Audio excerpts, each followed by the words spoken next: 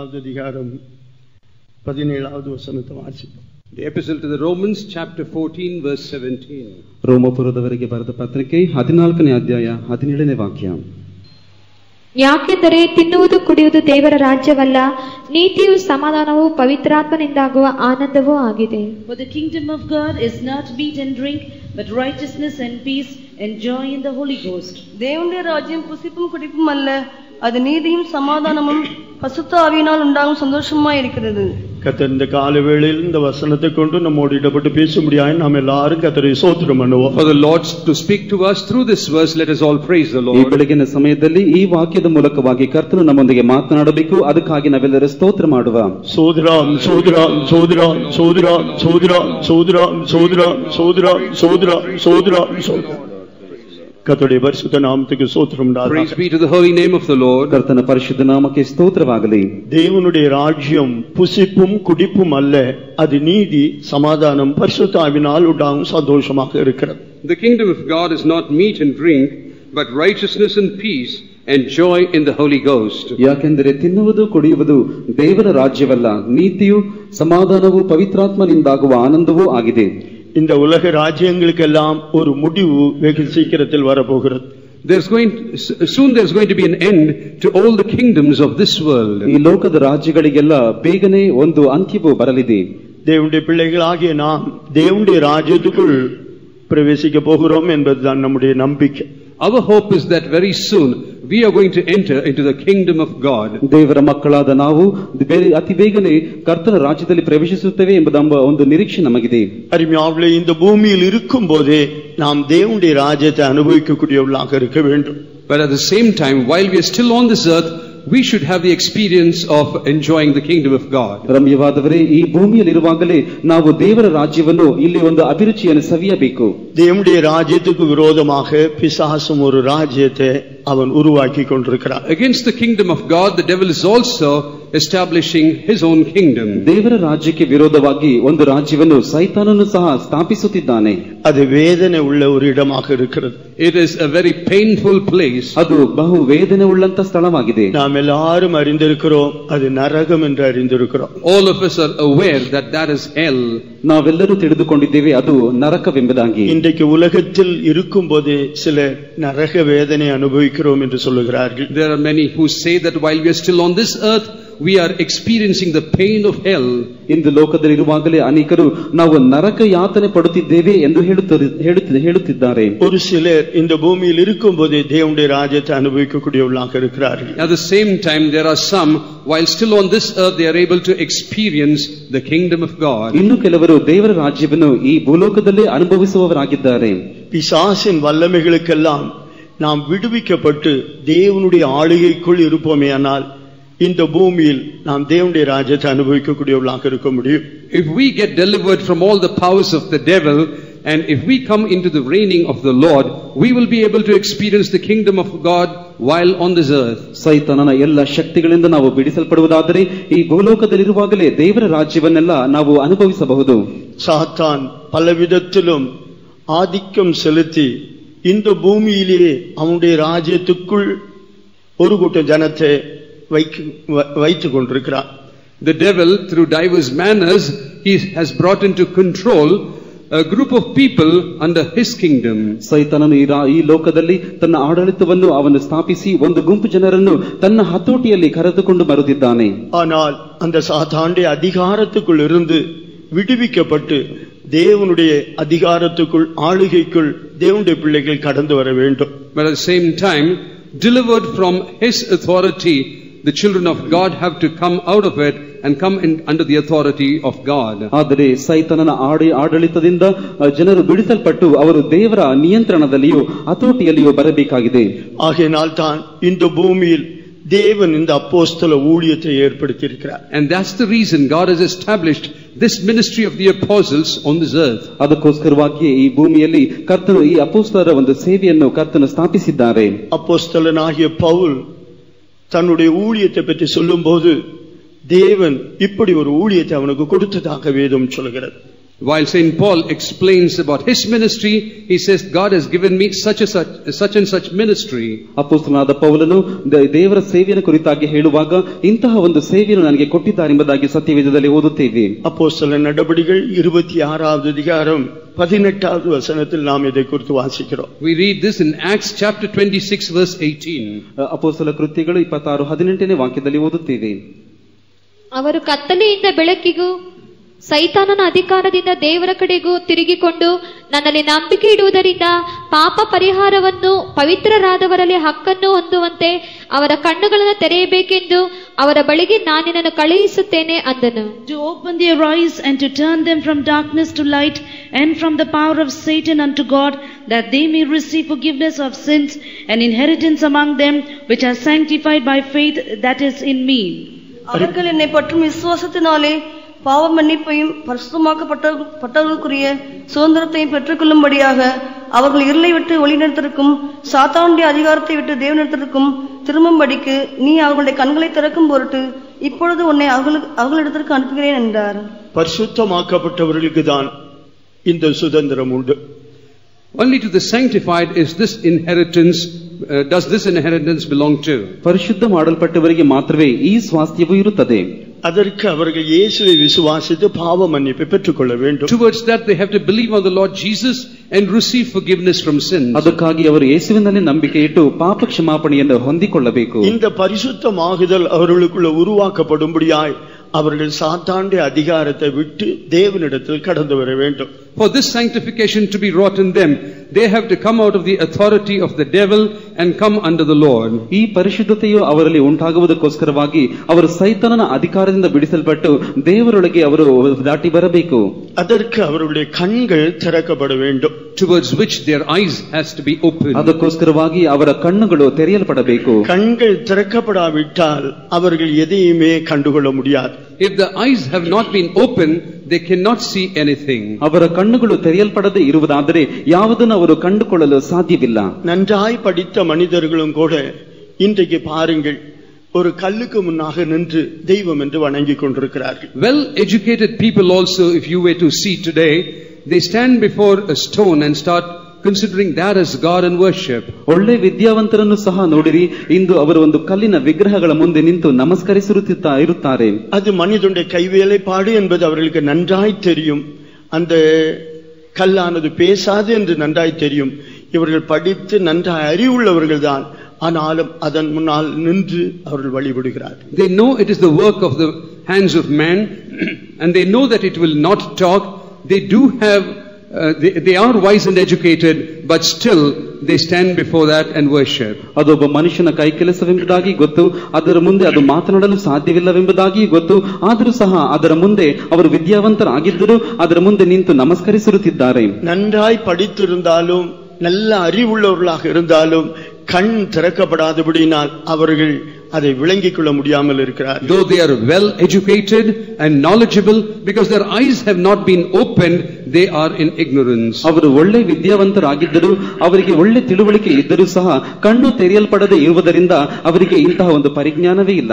இந்த கால வேளையில் நம்முடைய கண்களும் கூட திறக்கப்பட வேண்டும். This morning even our eyes have to be opened. ಈ ಬೆಳಗಿನ ಸಮಯದಲ್ಲಿ ನಮ್ಮ ಕಣ್ಣುಗಳು ಸಹ ತೆರೆಯಲ್ಪಡಬೇಕು. ஜீவனுள்ள தேவனை அறிந்தவர்கள் அனுபவித்தவர்கள் அவருடைய கண்களும் திறக்கப்பட்டால்தான் அவர்கள் பரிசுத்தமாக்கப்பட முடியும். Those who have known the living God, unless their eyes are open, they cannot be sanctified. ಜೀವವುಳ್ಳ ದೇವರನ್ನು ತಿಳಿದುಕೊಂಡವರು, ಅಂದರೆ ಅವರ ಕಣ್ಣುಗಳು ತೆರೆಯಲ್ಪಡದೆ ಇರುವುದಾದರೆ ಆತನನ್ನು ತಿಳಿದುಕೊಳ್ಳಲು ಸಾಧ್ಯವಿಲ್ಲ. லூக்கா எழுதின சுவிசேஷம் 24வது அதிகாரத்தில் நாம் படிக்கும் போது எம்மாவூருக்கு போகிற 2 சீஷர்களோடு இயேசு சேர்ந்து நடந்து போனதாக வாசிக்கிறோம். When you turn to Gospel according to Saint Luke chapter 24, you read about 2 disciples with whom Jesus was walking towards Emmaus.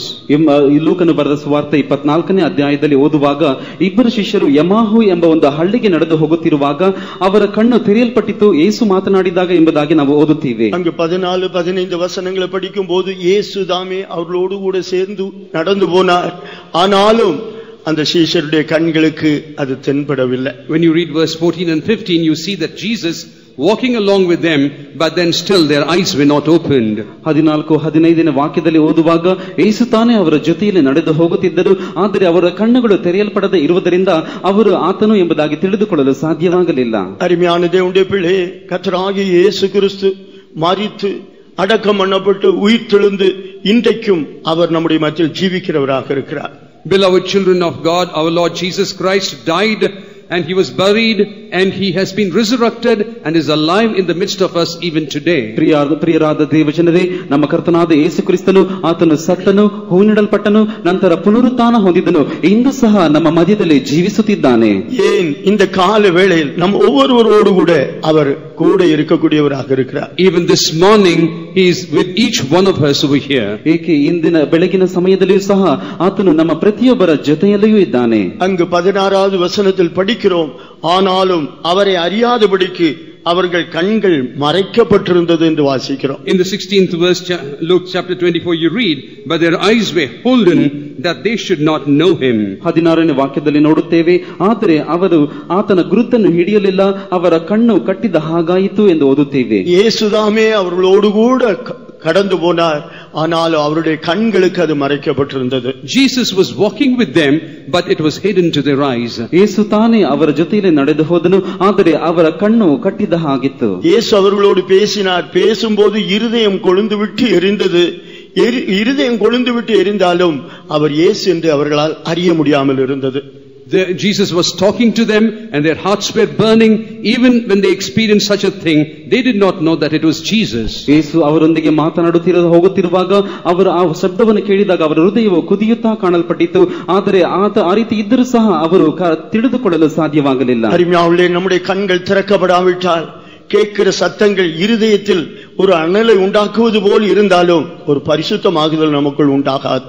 Beloved, unless our eyes are opened, though we hear certain things and it looks like it creates a revival, but unless the eyes are opened, it cannot do its work. ಪ್ರಿಯರಾದವರೇ, ನಮ್ಮ ಕಣ್ಣು ತೆರೆಯಲ್ಪಡದೆ ಇರುವುದಾದರೆ ನಾವು ಒಂದು ವೇಳೆ ನಾವು ಕೇಳುತ್ತಿರುವ ಸಂದೇಶದ ಮೂಲಕವಾಗಿ ಉಜ್ಜೀವನ ಬರುವ ಹಾಗಿರಬಹುದು, ಆದರೆ ಅದು ಪರಿಶುದ್ಧತೆಗೆ ದಾರಿ ನಡೆಸುವುದಿಲ್ಲ.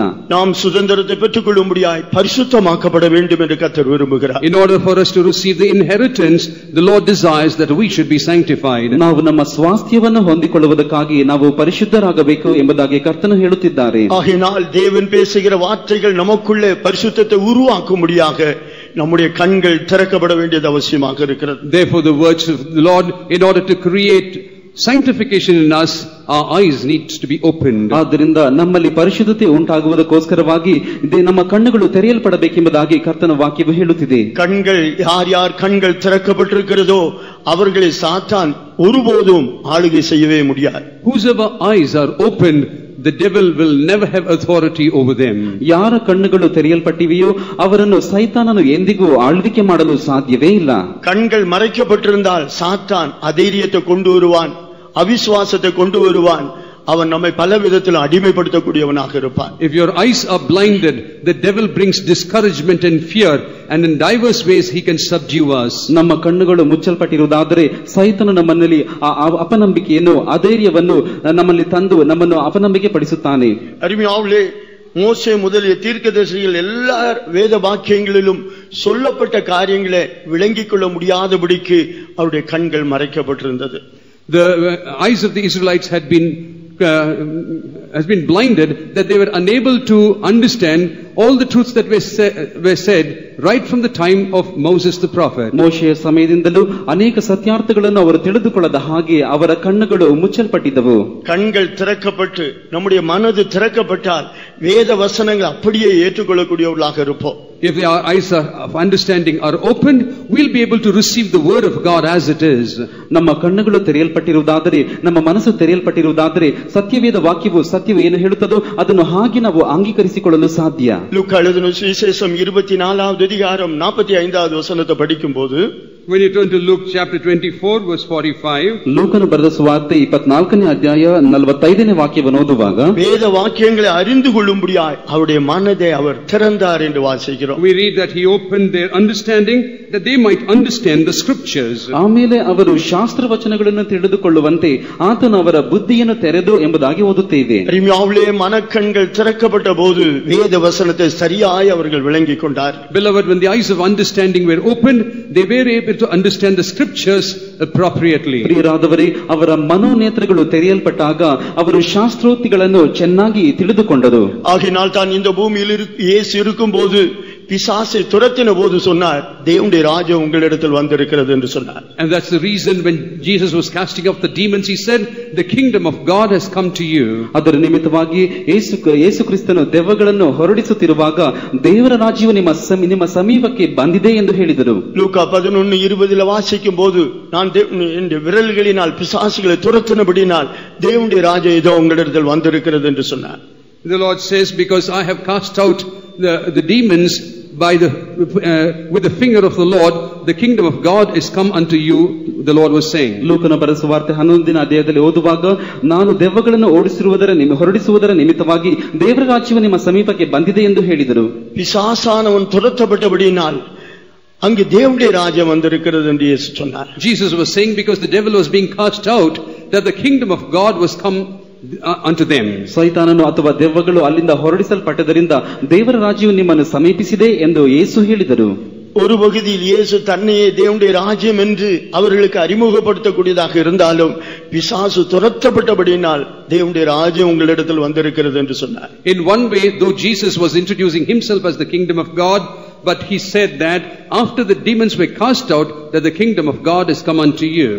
ಒಂದು ಕಡೆಯಲ್ಲಿ ಕರ್ತನಾದ ಯೇಸು ಕ್ರಿಸ್ತನೇ ತಾನೇ ಪರಲೋಕವು ಸಮೀಪಿಸಿದೆ ಎಂದು ಹೇಳುವುದಕ್ಕೆ ಬದಲಾಗಿ ಆತನು ಸೈತಾನನು ದೆವ್ವಗಳನ್ನು ಹೊರಡಿಸಿದ ನಂತರ ಪರಲೋಕ ರಾಜ್ಯವು ನಿಮ್ಮನ್ನು ಸಮೀಪಿಸಿದೆ ಎಂದು ಹೇಳಿದರು. ಇನ್ನು ಲೂಕಾ 13வது அதிகாரம் 18-19 ವಚನங்களை படிக்கும்போது, when you turn to Luke chapter 13 verse 18 and 19, ಇನ್ನು ಲೂಕನ ಬರೆದ ಸುವಾರ್ತೆ 13ನೇ ಅಧ್ಯಾಯ 18-19ನೇ ವಾಕ್ಯಗಳಲ್ಲಿ ಓದುವಾಗ, தேவனுடைய ராஜ்யத்தை நான் எதற்கு ஒப்பிடுவேன் என்று இயேசு சொல்லுகிறார். Jesus was questioning unto what will I resemble the kingdom of God. ದೇವರ ರಾಜ್ಯವು ಯಾವುದಕ್ಕೆ ಹೋಲಿಕೆಯಾಗಿದೆ ಎಂದು ಯೇಸು ಹೇಳಿದರು. அது ஒரு கடுகு விதைக்கு ஒப்பாக சொல்லுவேன் என்று சொல்லுகிறார். And he makes it comparable to a mustard seed. ಅದನ್ನು ಸಾಸಿವೆ ಕಾಳಿಗೆ ಹೋಲಿಸುತ್ತೇನೆ ಎಂಬುದಾಗಿ ಹೇಳಿದರು. அது ஒரு மனிதன் தன்னுடைய நிலத்தில் விதைத்தான், அது முளைத்து மரமாகி பெரிய கிளைகளை விட்டது, அநேக பறவைகள் வந்து அதில் இளைப்பாரிற்று. Which a man took and cast into his garden, and it grew and waxed a great tree, and the fowls of the air lodged in the branches of it. ಅದನ್ನೊಬ್ಬ ಮನುಷ್ಯನು ತೆಗೆದುಕೊಂಡು ಹೋಗಿ ತೋಟದಲ್ಲಿ ಹಾಕಿದನು, ಅದು ಬೆಳೆದು ಮರವಾಯಿತು ಮತ್ತು ಅದು ಅದರ ಕೊಂಬೆಗಳಲ್ಲಿ ಆಕಾಶದ ಪಕ್ಷಿಗಳು ಬಂದು ಸೇರಿದು ವಾಸ ಮಾಡಿದವು ಎಂದು ಹೇಳಲ್ಪಟ್ಟಿದೆ. இதிலிருந்து விளங்கிக் கொள்ளுகிறோம், பிசாசின் அதிகாரங்கள் அழிக்கப்பட்டு இளைப்பாறுதல் உள்ள ஒரு இடம்தான் தேவனுடைய ராஜ்யம் என்பதை விளங்கிக் கொள்கிறோம். From this we understand the kingdom of the devil being destroyed and a rest being established is the kingdom of God. ಇದರ ನಿಮಿತ್ತವಾಗಿ ನಾವು ಅರ್ಥ ಮಾಡಿಕೊಳ್ಳುವುದೇನೆಂದರೆ, ಸೈತಾನನ ಸಾಮ್ರಾಜ್ಯವು ನಮ್ಮಿಂದ ತೆಗೆಯಲ್ಪಟ್ಟು ನಾಶ ಮಾಡಲ್ಪಟ್ಟು ದೇವರ ಒಂದು ರಾಜ್ಯವು ಅಥವಾ ಸಮಾಧಾನವು ನಮ್ಮ ಹೃದಯದಲ್ಲಿ ಸ್ಥಾಪಿತವಾಗುವುದನ್ನು ತೋರಿಸುತ್ತದೆ. ஆகினால் அருமையானவர்களே, தேவனுடைய ராஜ்யம் என்று சொல்லும் போது நாம் போய் சேரப்போகிற ஒன்றை தான் எதிர்பார்த்து கொண்டிருக்கிறோம்.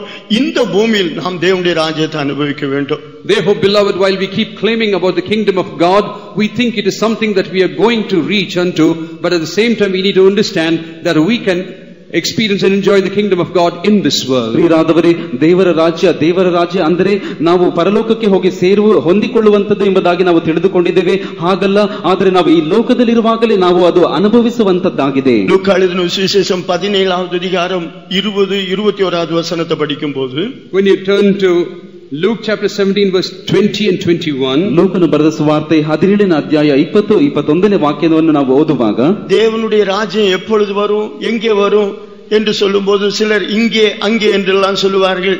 அப்படி அல்ல, அது உங்களுக்குள் இருக்கிறது என்று இயேசு சொல்லிக் கொடுத்தார். Jesus was saying, when questioning about the kingdom of God, when it is going to come, some will say it is here or there, but the Lord Jesus was saying, behold, the kingdom of God is within you. ದೇವರ ರಾಜ್ಯವು ಯಾವಾಗ ಬರುವುದು ಎಂಬುದಾಗಿ ಕೆಲವರು ಹೇಳುತ್ತಿರುವಾಗ, ಎಲ್ಲಿ ಬರುವುದೆಂದು ಕೇಳುತ್ತಿರುವಾಗ ಕೆಲವರು ಇಲ್ಲಿ ಬರುತ್ತದೆ ಅಲ್ಲಿ ಬರುತ್ತದೆ ಎಂದು ಹೇಳಿದರು. ಆದರೆ ಯೇಸು ಹೇಳಿದರು ಅದು ನಿಮ್ಮೊಳಗೆ ಇದೆ ಎಂಬುದಾಗಿ. இந்த பூமியில் இருக்கும்போது நாம் தேவனுடைய ராஜ்யத்தை அனுபவிக்கும்படியாகத்தான் தேவன் பரிசுத்த ஆவியின் அபிஷேகத்தை ஊற்றிக் கொண்டிருக்கிறார். While we are still on this earth, for us to enjoy the kingdom of God, the Lord had anointed us with the Holy Spirit. ನಾವು ಭೂಲೋಕದಲ್ಲಿರುವಾಗಲೇ ದೇವರ ರಾಜ್ಯವನ್ನು ಅನುಭವಿಸುವುದಕ್ಕೋಸ್ಕರವಾಗಿ ಪರಿಶುದ್ಧಾತ್ಮನನ್ನು ಕರ್ತನು ನಮ್ಮ ಹೃದಯದಲ್ಲಿ ಸುರಿದಿದ್ದಾರೆ. ஆகையினால் தான் மார்க் எழுதின சுவிசேஷம் 9வது அதிகாரம் 1வது வசனத்தில் இயேசு விதமாக சொன்னார். And that's the reason in Mark chapter 9 verse 1 Jesus was saying so. ಆದ್ದರಿಂದ ಮಾರ್ಕನು ಬರೆದ ಸುವಾರ್ತೆ 9ನೇ ಅಧ್ಯಾಯ 3ನೇ ವಾಕ್ಯದಲ್ಲಿ ಯೇಸು ಈ ರೀತಿಯಾಗಿ ಹೇಳಿದರು, தேவனுடைய ராஜ்யம் பலத்தோடு வருவதை காணும் முன் உங்களில் சிலர் மரணத்தை ருசி பார்ப்பதில்லை என்று சொன்னார். Verily I say unto you that there be some of them that stand here which shall not taste of death till they have seen the kingdom of God come with power. 1ನೇ ವಾಕ್ಯ, ನಿಮಗೆ ನಿಜವಾಗಿ ಹೇಳುತ್ತೇನೆ, ಇಲ್ಲಿ ನಿಂತಿರುವವರೊಳಗೆ ಕೆಲವರು ದೇವರ ರಾಜ್ಯವು ಪ್ರಬಲವಾಗಿ ಬಂದಿರುವುದನ್ನು ನೋಡುವ ತನಕ ಮರಣ ಹೊಂದುವುದಿಲ್ಲವೆಂದು ಹೇಳಿದನು. தேவனுடைய ராஜ்யம் பலத்தோடு வருவதை காணும் முன் உங்களில் சிலர் மரணத்தை ருசி பார்ப்பதில்லை. Before seeing the kingdom of God coming in its power, some of you will not see death. ಇಲ್ಲಿ ನಿಂತಿರುವವರೊಳಗೆ ಕೆಲವರು ದೇವರ ರಾಜ್ಯವು ಪ್ರಬಲವಾಗಿ ಬಂದಿರುವುದನ್ನು ನೋಡುವ ತನಕ ಮರಣ ಹೊಂದುವುದಿಲ್ಲ. இங்கு பரிசுத்தாவின் அபிஷேகத்தின் மூலம் தேவனுடைய ராஜ்யம் மனிதனுடைய இருதயத்தில் ஸ்தாபிக்கப்படுவதை பற்றி தான் இயேசு சொல்கிறார். What Jesus is explaining over here is the establishment of the kingdom of God through the anointing of the Holy Spirit. ಇಲ್ಲಿ ಯೇಸು ಏನು ಹೇಳುತ್ತಿದ್ದಾರೆಂದರೆ ಪರಿಶುದ್ಧಾತ್ಮನ ಮೂಲಕವಾಗಿ ದೇವರ ರಾಜ್ಯವು ನಿಮ್ಮ ಹೃದಯದಲ್ಲಿ ಸ್ಥಾಪಿಸಲ್ಪಡುತ್ತದೆ ಎಂಬುದನ್ನು ವಿವರಿಸಿ ಹೇಳುತ್ತಿದ್ದಾರೆ. யூதா இஸ்காரியோத் பரிசுத்தாவின் அபிஷேகம் ஊற்றப்படுவதற்கு முன்பதாகவே மரித்து போவான் என்பதை வெளிப்படுத்தும்படியாகத்தான் உங்களில் சிலர் மரணத்தை ருசி பார்ப்பதில்லை என்று சொன்னார். In order to reveal that Judas Iscariot will die before the anointing of the Holy Spirit is given, he says some of you will not die before seeing the kingdom of God come in its power. ಪರಿಶುದ್ಧಾತ್ಮನ ಅಭಿಷೇಕವು ಇಳುವುದಕ್ಕೆ ಮುಂಚಿತವಾಗಿ ಯೂದ ಇಸ್ಕರಿಯೋತನು ಸತ್ತು ಹೋಗುತ್ತಾನೆಂಬುದನ್ನು ಸೂಚಿಸುವುದಕ್ಕಾಗಿ ನಿಮ್ಮಲ್ಲಿ ಮರಣವನ್ನು ಕೆಲವರು ರುಚಿ ನೋಡುವುದಿಲ್ಲವೆಂಬುದಾಗಿ ಹೇಳಿದರು. பல விதத்திலும் தேவனுடைய ராஜ்யத்தை தனக்குள் அனுபவித்த பரிசுத்த பவுல் சொல்கிறார், தேவனுடைய ராஜ்யம் புசிப்பும் குடிப்பும் அல்ல, அது நீதி சமாதானம் பரிசுத்தாவினால் உண்டாகும் சந்தோஷமாக இருக்கிறது. Saint Paul, who had experienced the anointing of the Holy Spirit, he says that the kingdom of God is not meat and drink, but peace, joy, peace and righteousness, peace and joy in the Holy Ghost. ಪರಿಶುದ್ಧಾತ್ಮನ ಆನಂದವನ್ನು ಶಕ್ತಿಯನ್ನು ಅನುಭವಿಸಿದಂತ ಪರಿಶುದ್ಧ ಪೌಲನು ಅದಕ್ಕಾಗಿ ಹೇಳುತ್ತಾನೆ, ತಿನ್ನುವುದು ಕುಡಿಯುವುದು ದೇವರ ರಾಜ್ಯವಲ್ಲ, ನೀತಿಯು ಸಮಾಧಾನವು ಪವಿತ್ರಾತ್ಮನಿಂದಾಗುವ ಆನಂದವೂ ಆಗಿದೆ ಎಂದು. பரிசுத்தாவின் அபிஷேகத்துக்கு எந்த அளவுக்கு நம்ம ஒப்பு கொடுக்கிறோமோ நமக்குள்ளே நீதி காணப்படும், சமாதானம் காணப்படும், சந்தோஷம் காணப்படும். The extent to which we surrender ourselves to the power of the Holy Spirit, righteousness will be found in us, peace will be found in us, and joy will be found in us. ಪವಿತ್ರಾತ್ಮನ ಶಕ್ತಿಗೆ ನಮ್ಮನ್ನು ನಾವು ಎಷ್ಟರ ಮಟ್ಟಿಗೆ ಒಪ್ಪಿಸಿಕೊಡುತ್ತೀವೋ ಅಷ್ಟರ ಮಟ್ಟಿಗೆ ನಮ್ಮಲ್ಲಿ ನೀತಿಯು ಸಮಾಧಾನವು ಸಂತೋಷವೂ ಕಾಣಲ್ಪಡುತ್ತದೆ. அதற்காகவே கர்த்தர் இப்படி ஒரு கூடி வருதலை நமக்கு தந்திருக்கிறார். Towards that end God has given us such a ministry. ಅದಕ್ಕೋಸ್ಕರವಾಗಿ ಇಂತಹ ಒಂದು ಕೂಡುವಿಕೆಯನ್ನು ಕರ್ತನು ನಮಗೆ ಕೊಟ್ಟಿದ್ದಾರೆ. நாம் கூடி வந்திருப்பதே நோக்கம் தேவனுடைய ஆவியின் நிறைவை பெற்றுக்கொள்ளும்படியாகத்தான். The purpose of us having gathered together is to receive the fullness of the Spirit of God. ನಾವು ಇಲ್ಲಿ ಕೂಡಿ ಬಂದಿರುವ ಉದ್ದೇಶವೇನೆಂದರೆ ದೇವರ ಪವಿತ್ರಾತ್ಮನ ಒಂದು ತುಂಬುವಿಕೆಯಲ್ಲಿ ಹೊಂದುವುದಕ್ಕಾಗಿಯೇ ஒரு நிறைவான ஒரு பூரணமான அபிஷேகத்தை நாம் எல்லாரும் பெற்றுக்கொள்ள வேண்டும். All of us have to receive a fulfillment, a perfect anointing of the Holy Spirit. ಒಂದು ತುಂಬಿರುವಂತ ಪೂರ್ಣವಾಗಿರುವಂತ ಒಂದು ದೇವರ ಪರಿಶುದ್ಧಾತ್ಮನ ಶಕ್ತಿಯನ್ನು ಹೊಂದಿಕೊಳ್ಳುವುದಕ್ಕಾಗಿ ನಾವು ಕೂಡಿ ಬಂದಿದ್ದೇವೆ. வெளிப்படுத்தல வாசிக்கிறோம், தேவனுடைய 7 ஆவிகள், தேவனுடைய 7 ஆவிகள் என்று பல இடங்களில் வாசிக்கிறோம். In many places in the book of Revelations we read about the 7 spirits of God. ಪ್ರಕಟಣೆ ಗ್ರಂಥದಲ್ಲಿ ಹಲವು ಭಾಗದಲ್ಲಿ ನಾವು ಓದುತ್ತೇವೆ ಕರ್ತನ 7 ಆತ್ಮಗಳೆಂಬುದಾಗಿ. 7 என்பது பூரணத்தை காட்டுகிறது என்பதை நாம் அறிந்திருக்கிறோம். ஒரு பூரணமான அபிஷேகத்தை நாம் பெற்றவர்களாய் திரும்பி போக வேண்டும். We all understand 7 symbolizes perfection. All of us have to receive the perfect blessing of God before we depart from here. 7 ಎಂಬ ಸಂಖ್ಯೆಯು ಪರಿಪೂರ್ಣತೆಯನ್ನು ಸೂಚಿಸುತ್ತದೆ. ನಾವೆಲ್ಲರೂ ಪರಿಶುದ್ಧಾತ್ಮನ ಅಭಿಷೇಕವನ್ನು ಪರಿಪೂರ್ಣವಾಗಿ ಹೊಂದಿಕೊಂಡು ಹೋಗಬೇಕು. தேவனுடைய ராஜ்யம் புசிப்பும் குடிப்பும் அல்ல. The kingdom of God is not in eating and drinking. ದೇವರ ರಾಜ್ಯವು ತಿನ್ನುವುದು ಕುಡಿಯುವುದು ಅಲ್ಲ. இன்றைக்கு அநேகருக்கு புசிப்பும் குடிப்பும் தான் சந்தோஷமாக இருக்கிறது. For many, eating and drinking is what gives them joy. ಇಂದು ಅನೇಕರಿಗೆ ತಿನ್ನುವುದು ಕುಡಿಯುವುದೇ ದೊಡ್ಡ ಸಂತೋಷವಾಗಿದೆ. புசித்து குடித்தவர்கள் தேவனுடைய ராஜ்யத்துக்கு அந்நியர்களாய் போனார்கள் என்று வேதத்தில் படிக்கிறோம். We read in the scriptures, those who had kept enjoying eating and drinking became strangers to the kingdom of God. ತಿಂದು ಕುಡಿದು ಸಂತೋಷಿಸಿದವರು ದೇವರ ರಾಜ್ಯಕ್ಕೆ ಅನ್ಯರಾಗಿ ಮಾರ್ಪಟ್ಟು ಹೋದರೆಂಬುದಾಗಿ ಅನೇಕರನ್ನು ಕುರಿತು ಸತ್ಯವೇದದಲ್ಲಿ ಓದುತ್ತೇವೆ. இந்த பூமியில் உயிர் வாழ்வதற்கு நாம் புசிக்க வேண்டும், குடிக்க வேண்டும். In order to be alive, it's necessary for us to eat and drink. ಈ ಲೋಕದಲ್ಲಿ ನಾವು ಜೀವಿಸುವುದಕ್ಕಾಗಿ ನಾವು ತಿನ್ನುವುದು ಕುಡಿಯುವುದು ಅವಶ್ಯವಾಗಿದೆ. ஆனால் புசிப்பும் குடிப்பும் நமக்கு சந்தோஷமாக மாறிவிடக் கூடாது. But then eating and drinking should not turn to be the cause of joy for us. ಆದರೆ ತಿನ್ನುವುದು ಕುಡಿಯುವುದು ನಮಗೆ ಸಂತೋಷವಾಗಿ ಮಾರ್ಪಟ್ಟು ಹೋಗಬಾರದು. அருமையானவர்களே, புசித்து குடித்து தங்களை கெடுத்துக் கொண்ட எத்தனையோ பேரை வேதத்தில் நாம் வாசிக்கிறோம். In the scriptures we read about many who had destroyed themselves by just keep eating and drinking. ಪ್ರಿಯರಾದವರೇ, ತಿಂದು ಕುಡಿದು ತಮ್ಮನ್ನು ಕೆಡಿಸಿಕೊಂಡವರನ್ನು ಕುರಿತು ಅನೇಕರನ್ನು ನಾವು ಸತ್ಯವೇದದಲ್ಲಿ ಓದುತ್ತೇವೆ. முதலாவது வேதத்தில் ஆதியாகமம் 3வது அதிகாரம் 6வது வசனத்தில் ஏவாளை குறித்து வாசிக்கிறோம். In Genesis chapter 3:6 we first of all read about Eve. ಮೊದಲನೇದಾಗಿ ಆದಿಕಾಂಡ 3ನೇ ಅಧ್ಯಾಯ 6ನೇ ವಾಕ್ಯದಲ್ಲಿ ಹವ್ವಳನ ಕುರಿತಾಗಿ ಓದುತ್ತೇವೆ. வாசிப்போம். ஆதியாகமம் 3:6. Genesis chapter 3 verse 6. ಆದಿಕಾಂಡ 3ನೇ ಅಧ್ಯಾಯ 6ನೇ ವಾಕ್ಯ. ಆಗ ಸ್ತ್ರೀಯು ಆ ಮರದ ಹಣ್ಣು ತಿನ್ನುವುದಕ್ಕೆ ಉತ್ತಮವಾಗಿಯೂ ನೋಡುವುದಕ್ಕೆ ರಮ್ಯವಾಗಿಯೂ ಜ್ಞಾನೋದಯಕ್ಕೆ ಅಪೇಕ್ಷಿಸತಕ್ಕದಾಗಿಯೂ ಇದೆ ಎಂದು ತಿಳಿದು ಅದನ್ನು ತೆಗೆದುಕೊಂಡು ತಿಂದಳು. And when the woman saw that the tree was good for food, and that it was pleasant to the eyes, and a tree to be desired to make one wise, she took of the fruit thereof, and did eat, and gave also unto her husband with her. அப்பொழுது ஸ்திரீயானவள் அந்த விருட்சம் புசிப்புக்கு நல்லதும் பார்வைக்கு இன்பமும் புத்தியை தெளிவிக்கிறதுக்கு இச்சிக்கப்படத்தக்க விருட்சமாயிருக்கிறது என்று கண்டு அதன் கனியை பறித்து புசித்து தன் புருஷனுக்கும் கொடுத்தால் அவனும் புசித்தான். அருமையானவர்களே, இங்கு ஏவாள் அந்த பழத்தை புசித்தாள் என்று வாசிக்கிறோம். Beloved, we read that Eve ate of that fruit. ಪ್ರಿಯರಾದವರೇ, ಇಲ್ಲಿ ಹವ್ವಳು ಆ ಹಣ್ಣನ್ನು ತಿಂದಳು ಎಂಬುದಾಗಿ ಓದುತ್ತೇವೆ. அந்த பழம் அவருடைய பார்வைக்கு இன்பமாக இருந்தது. That fruit, when she saw it, it was good for food. ಆ ಹಣ್ಣು ಆಕೆಗೆ ನೋಡುವುದಕ್ಕೆ ರಮ್ಯವಾಗಿತ್ತು. பார்வைக்கு இன்பமாக இருந்தது, புசிக்கிறதற்கு அது நல்லதாக தோன்றினது. It was pleasant to the eyes, and to eat it was good. ಅದು ನೋಡುವುದಕ್ಕೆ ರಮ್ಯವಾಗಿಯೂ ಇತ್ತು, ತಿನ್ನುವುದಕ್ಕೆ ಉತ್ತಮವಾಗಿಯೂ ಇತ್ತು. பார்வைக்கு நன்றாயிருந்தது, புசிப்பதற்கு நல்லதாய் காணப்பட்டது. பறித்தாள், புசித்தாள், புருஷனுக்கும் கொடுத்தாள், அவனும் புசித்தான். It was pleasant for her eyes, it was pleasant to eat. She plucked of the fruit, she ate of it, and also gave to the husband, and he also ate. ಅದು ನೋಡುವುದಕ್ಕೆ ರಮ್ಯವಾಗಿತ್ತು, ತಿನ್ನುವುದಕ್ಕೆ ಉತ್ತಮವಾಗಿತ್ತು. ಅದನ್ನು ಕಿತ್ತುಕೊಂಡಳು, ತಿಂದಳು, ಗಂಡನಿಗೂ ಸಹ ಕೊಟ್ಟಳು. இதன் நிமித்தம் மனிதனுக்குள் விழுக சம்பவித்தது என்று நாம் வேதத்தில் அறிந்திருக்கிறோம். And we read from the scriptures, because of this man experienced a fall. ಇದರ ನಿಮಿತ್ತವಾಗಿ ಮಾನವ ಕುಲಕ್ಕೆ ಬೀಳುವಿಕೆ ಉಂಟಾಯಿತೆಂಬುದಾಗಿ ನಾವು ನೋಡುತ್ತೇವೆ. அவளுடைய பார்வைக்கு அது இன்பமாக காணப்பட்டது. It was pleasant for her eyes. ಆಕೆಗೆ ಅದನ್ನು ನೋಡುವುದಕ್ಕೆ ರಮ್ಯವಾಗಿ ಕಾಣಲ್ಪಟ್ಟಿತು. இவர்களுடைய புசிப்பு நமக்கு எதை வெளிப்படுத்தக்கூடியதாக இருக்கிறது? This experience of them eating this, what does it reveal to us? ಇದನ್ನು ತಿನ್ನುವಂತ ಅನುಭವವು ನಮಗೆ ಯಾವುದನ್ನು ತೋರಿಸುತ್ತದೆ? அருமையானவர்களே, அந்நிய போதனைகளை காட்டக்கூடியதாக இருக்கிறது. It manifests strange food for us. ಪ್ರಿಯರಾದವರೇ, ಅದು ಅನ್ಯ ಬೋಧನೆಗಳನ್ನು ನಮಗೆ ತೋರಿಸುತ್ತದೆ. ஆகையால் தான் எபிரேயர் 13வது அதிகாரம் 9வது வசனத்தில் நாம் வாசிக்கும்போது, and that's the reason when you turn to Hebrews chapter 13 verse 9, ಅದರ ನಿಮಿತ್ತವಾಗಿ ಇಬ್ರಿಯರಿಗೆ ಬರೆದ ಪತ್ರಿಕೆ 13ನೇ ಅಧ್ಯಾಯ 9ನೇ ವಾಕ್ಯದಲ್ಲಿ பலவிதமான அந்நிய போதனைகளால் அலைப்புண்டு திரியாதிருங்கள் என்று வாசிக்கிறோம். we read that, be not carried away with diverse strange doctrines. ನಾನಾ ವಿಧವಾದ ಅನ್ಯೋಪದೇಶಗಳ ಸೆಳವಿಗೆ ಸಿಕ್ಕಬೇಡಿರಿ ಎಂದು ಹೇಳಲ್ಪಟ್ಟಿದೆ. அருமையான தேவனுடைய பிள்ளை, கர்த்தர் உன்னை ஒரு மேன்மையான சத்தியத்துக்குள் கொண்டு வந்திருக்கிறார்.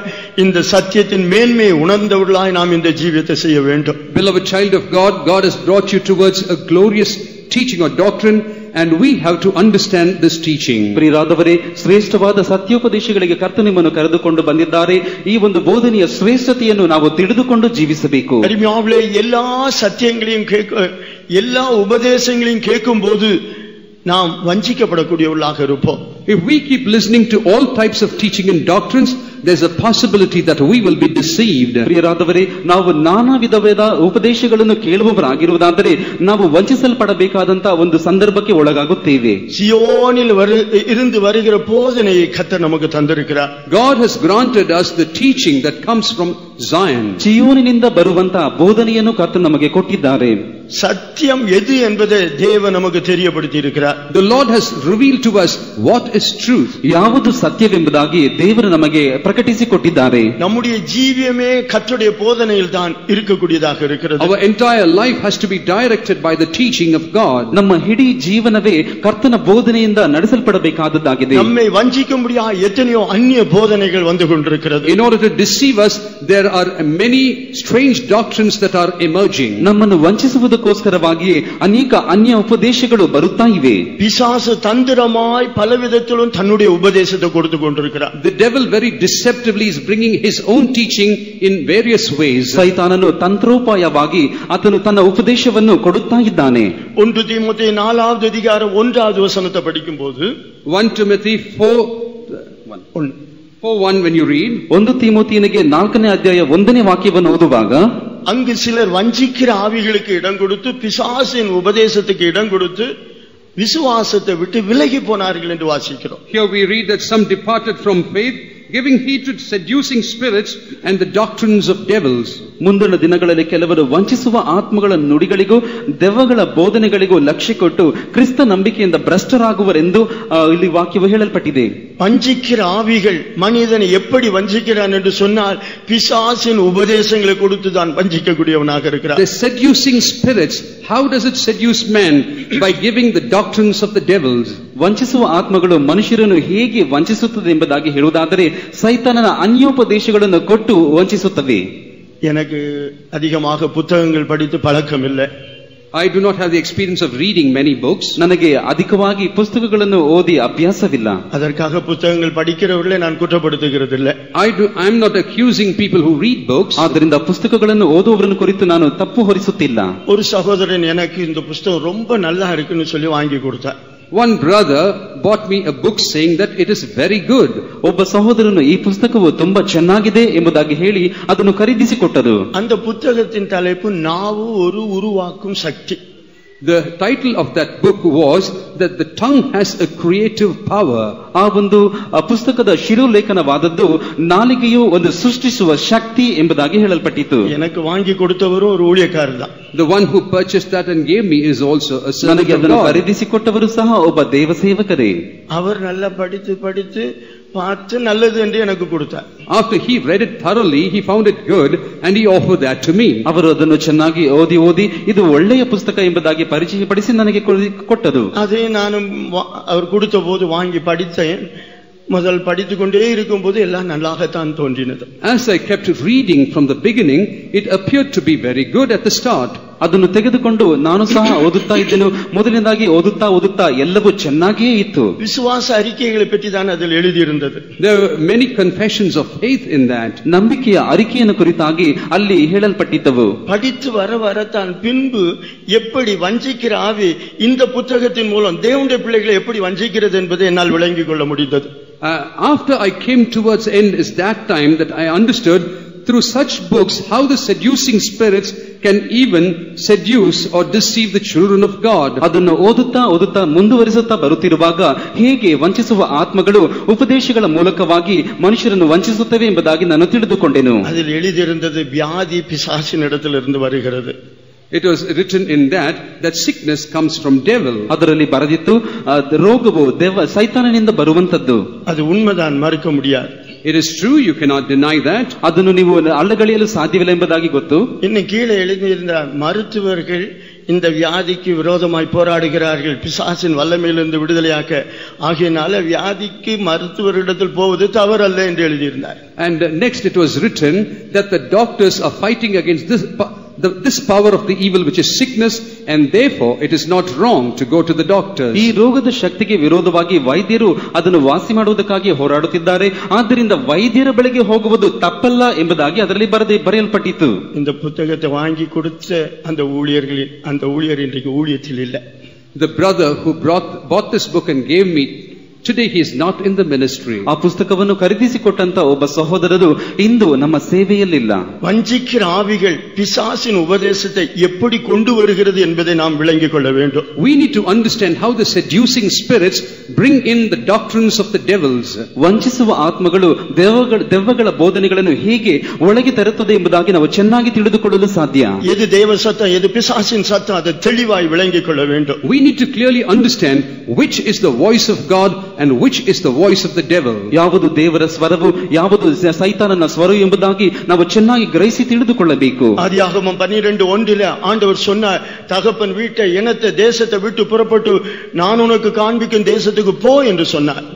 In Genesis chapter 12 verse 1, the Lord was saying unto Abraham, get thee out of thy country and from thy kindred and from thy father's house unto a land that I will show thee.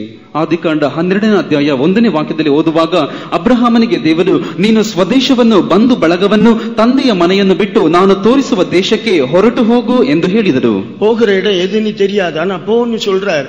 ஆனால் தேவ சத்தம் என்பதை அவன் விளங்கிக் கொண்டான். He did not know as to where to go, but then he listened to the voice of God saying that just keep going, but he knew that it was the voice of God. ಹೋಗುವ ಸ್ಥಳವು ಯಾವುದೆಂಬುದಾಗಿ ತಿಳಿಯದೆ ಅವನು ಹೊರಟನು, ವಿಧಿಯನಾಗಿ ಹೋದನು, ಆದರೆ ಅವನು ಇದು ದೇವರ ಶಬ್ದವೆಂಬುದಾಗಿ ತಿಳಿದುಕೊಂಡಿದ್ದನು. ஆதியாகமம் 22வது அதிகாரம் 2வது வசனத்தில் உன்னுடைய நேசகுமாரன் என்று அவனை நீ எனக்கு நான் காண்பிக்க அந்த மோரியா தேசத்துக்கு போய் அந்த மலையில் எனக்கு பலி செலுத்து என்று சொன்னார். அவன் தயங்காமல் உடனே புறப்பட்டு போனான்.